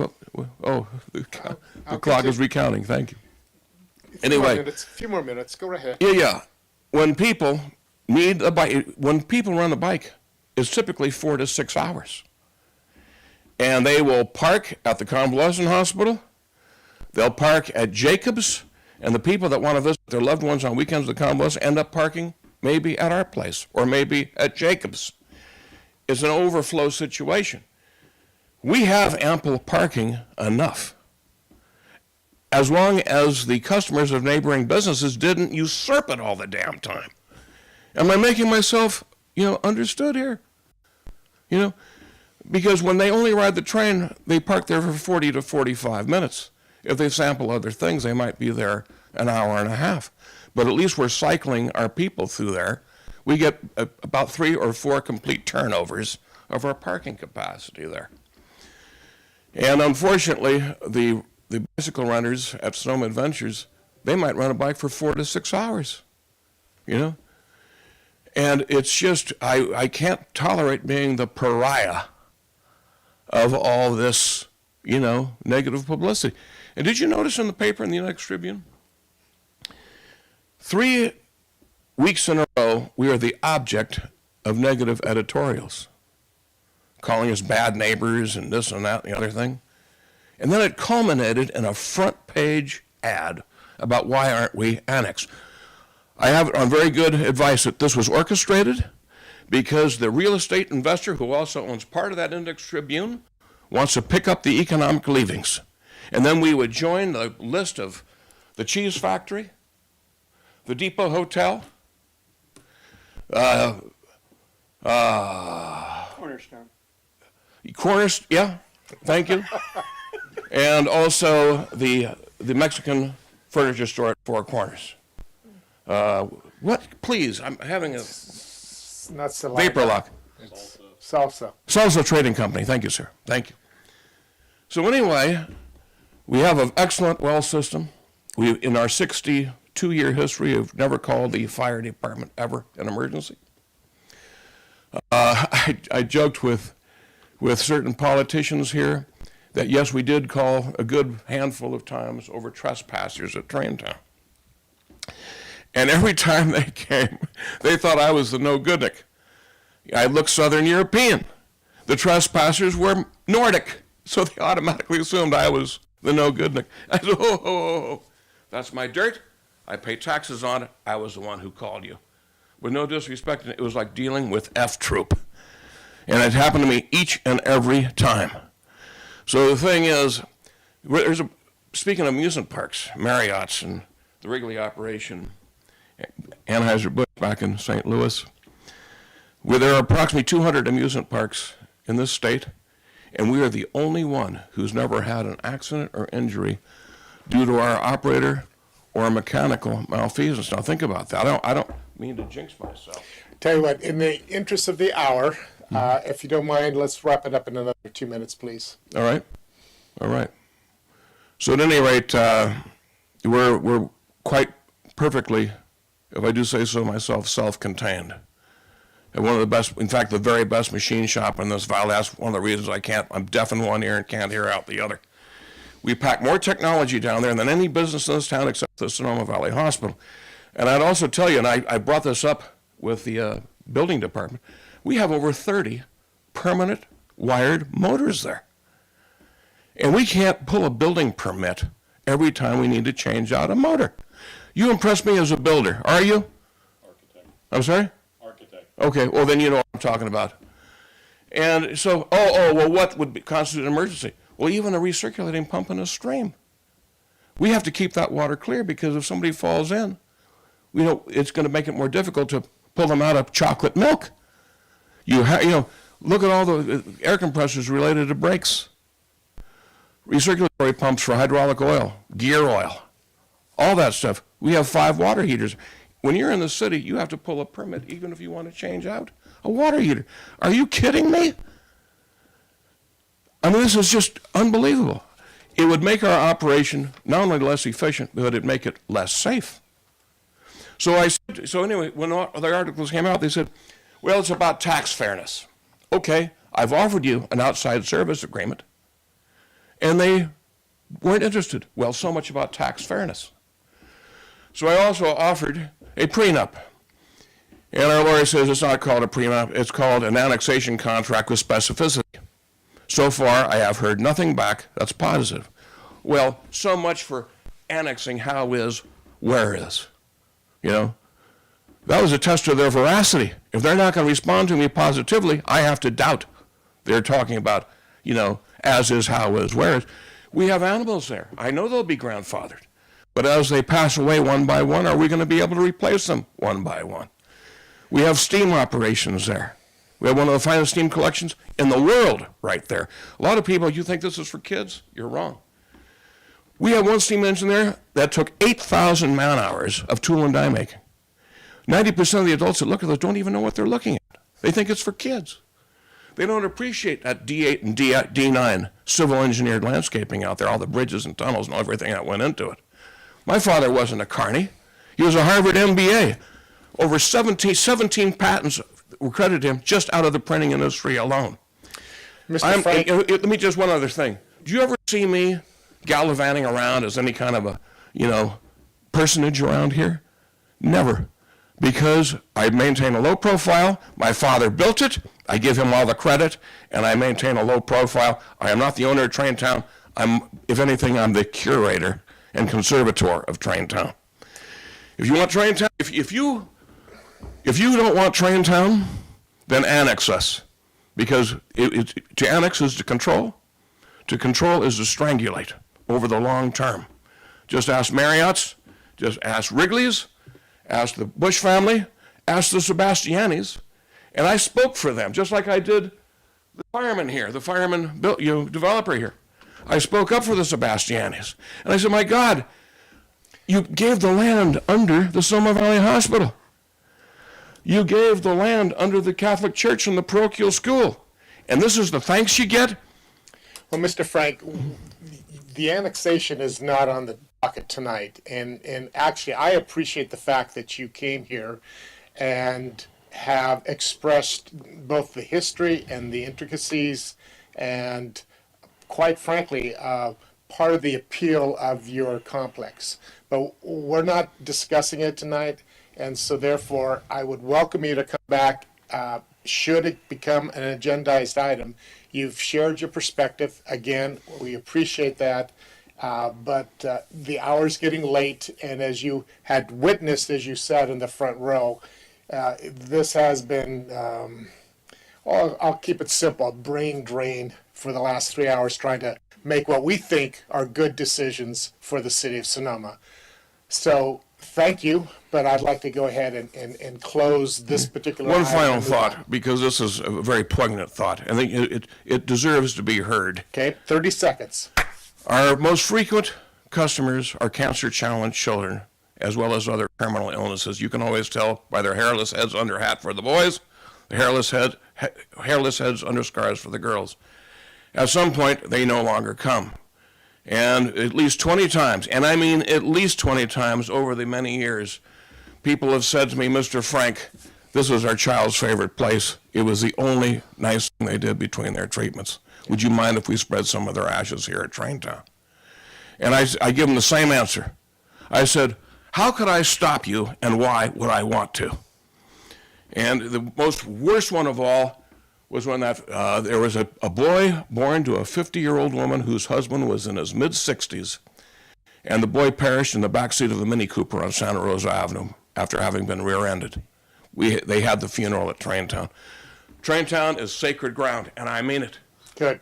Thank you, Mr. Frank. Appreciate that. So, spring specific? So again, I'll be brief. I will report just briefly on the county's presentation today. It lasted 2 hours, and it was basically to receive comments from the public, as you do during an EIR and a scoping period and a receiving comment period. It's just the way that it goes. I would say there's somewhere between 15 and 25 people that spoke, because I had to kind of leave the room a little bit. And during they gave them 2 minutes to speak, and almost to a person, they were from the Donald Street area. So voicing concerns about, which was interesting to me, they were voicing concerns not so much about the specific plan, but about existing deficiencies that the specific plan was not going to be curing, whether it was sewer, water, and the road conditions, sidewalks, and the like. And then the focal point on the specific plan, the land use plan itself, was the densities, if you will, of that existing area relative to what was going to be approved or could be approved in the specific plan based on the EIR. So again, I won't repeat or read out every slide here, but I will just talk to you about some of the most salient points. So for members of the public that are watching this and yourselves and all of those in the audience tonight, the important thing here is that the comment period will end on July the 19th at 5 p.m. And should there be people in the city that are interested to provide input to the county, they can do that.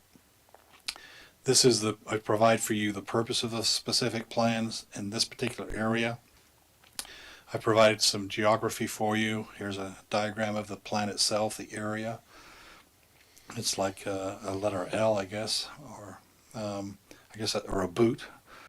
You can certainly see in the bottom right-hand corner, you'll see the gray shaded area, and that's where our city limits are. It's approximately about a mile of being contiguous with our city limits. I focus here specifically on the portion that's adjacent to our city, as you see there along Verano.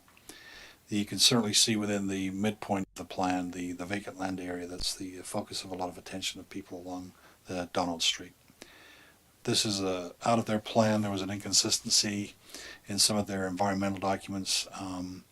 The numbers to the right are the ones that you should be focusing on. But let me just back up. You can see that this is centric to a corridor plan, if you will, relative to anywhere from Agua Caliente down to Verano, and it shows specifically mixed use, if you will, along the east and west side of Highway 12. This is a bad slide, but you can kind of get a sense for where the densities are. R2 means 2 units, 11 is the 11 units to the acre component. So you can see certainly that there's going to be, in theory, in the plan, the 20 units to the acre there for the piece in the center of the slide. I talk about the chapters. I talk about what could be happening out there. There's a comparison here of the units that are under the current general plan of the county relative to the specific plan. Then there's a delta table for each one of those things there. There are significant and unavoidable impacts as a result of the spring implementation of the spring specific plan that the county will need to address. There are, of course, alternatives. There's an environmentally superior alternative.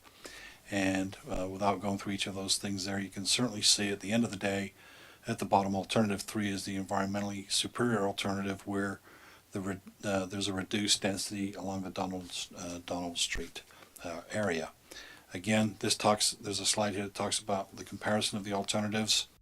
Next steps is that the comment period review period will end.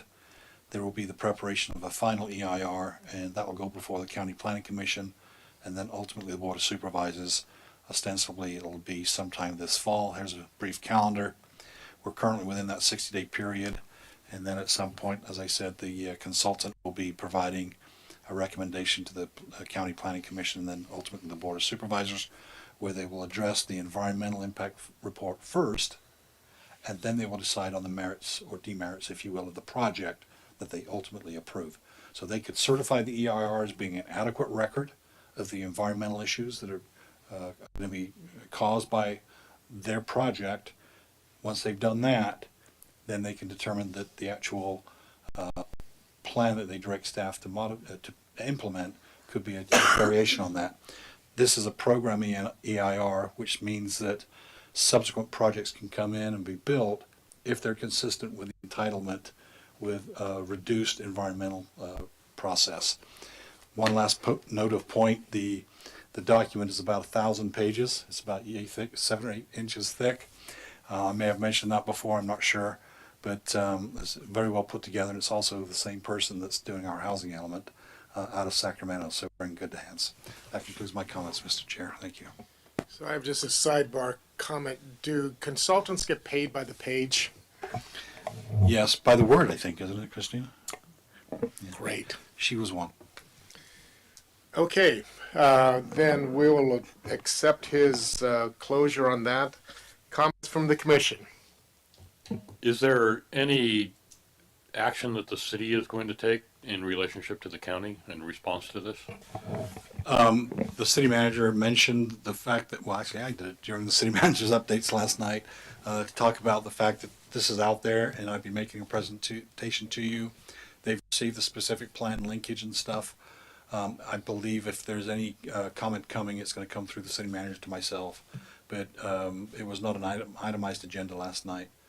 That can happen, but it won't happen before, yes, because we're all dark. And again, remember, there's no meeting on the third Thursday in July. That Donald Street area and its zoning relative to our edge condition along Verano is problematic in my mind. Well, the only thing I've got to add under comments from the commission is I've talked via phone to all of you regarding our generous offer to help staff with the updating of the code, and I failed miserably to bring the hard copies today to distribute of what our associate director provided. But I did come up to the conclusion through some executive decisions on my part. I've grouped everybody, so I would like to share the teams. We have Team Barnett with Sheila O'Neill, who are not here to argue. We have the team of Mr. Bill Willers and Mr. Steve Barbos. And then we have the leftovers of Wyrick, McDonald, and Ron. So you could. I will attempt to. You can ask, but it may not be granted. I will seek to get the documentation to you. In essence, I would. There's no structure on how you get together, how you collaborate. The only request is it has been suggested, probably wrong, that in the past the staff has distributed stuff to us and we kind of ignored it. So I'm suggesting to them that they're wrong and that this is the opportunity to prove them. Except Bill. No. So anyway, I would love to have the comments generated and sent back to staff during us doing our work during the month of July. So I think there's some flexibility there for those that have other things scheduled. But again, it'll be up to your own individual team to figure out where, when. I'm going to be proposing sweet scoops because I think I can get a lot done at the ice cream parlor. So anyway, I believe that. I'm sorry? I want to be sitting on those water walls because I think they really bring joy to me. With that frivolous. I'm sorry?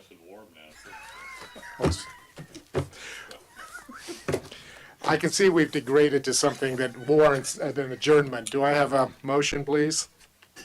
A move to adjourn. Second. Matt, we all agree. Thank you.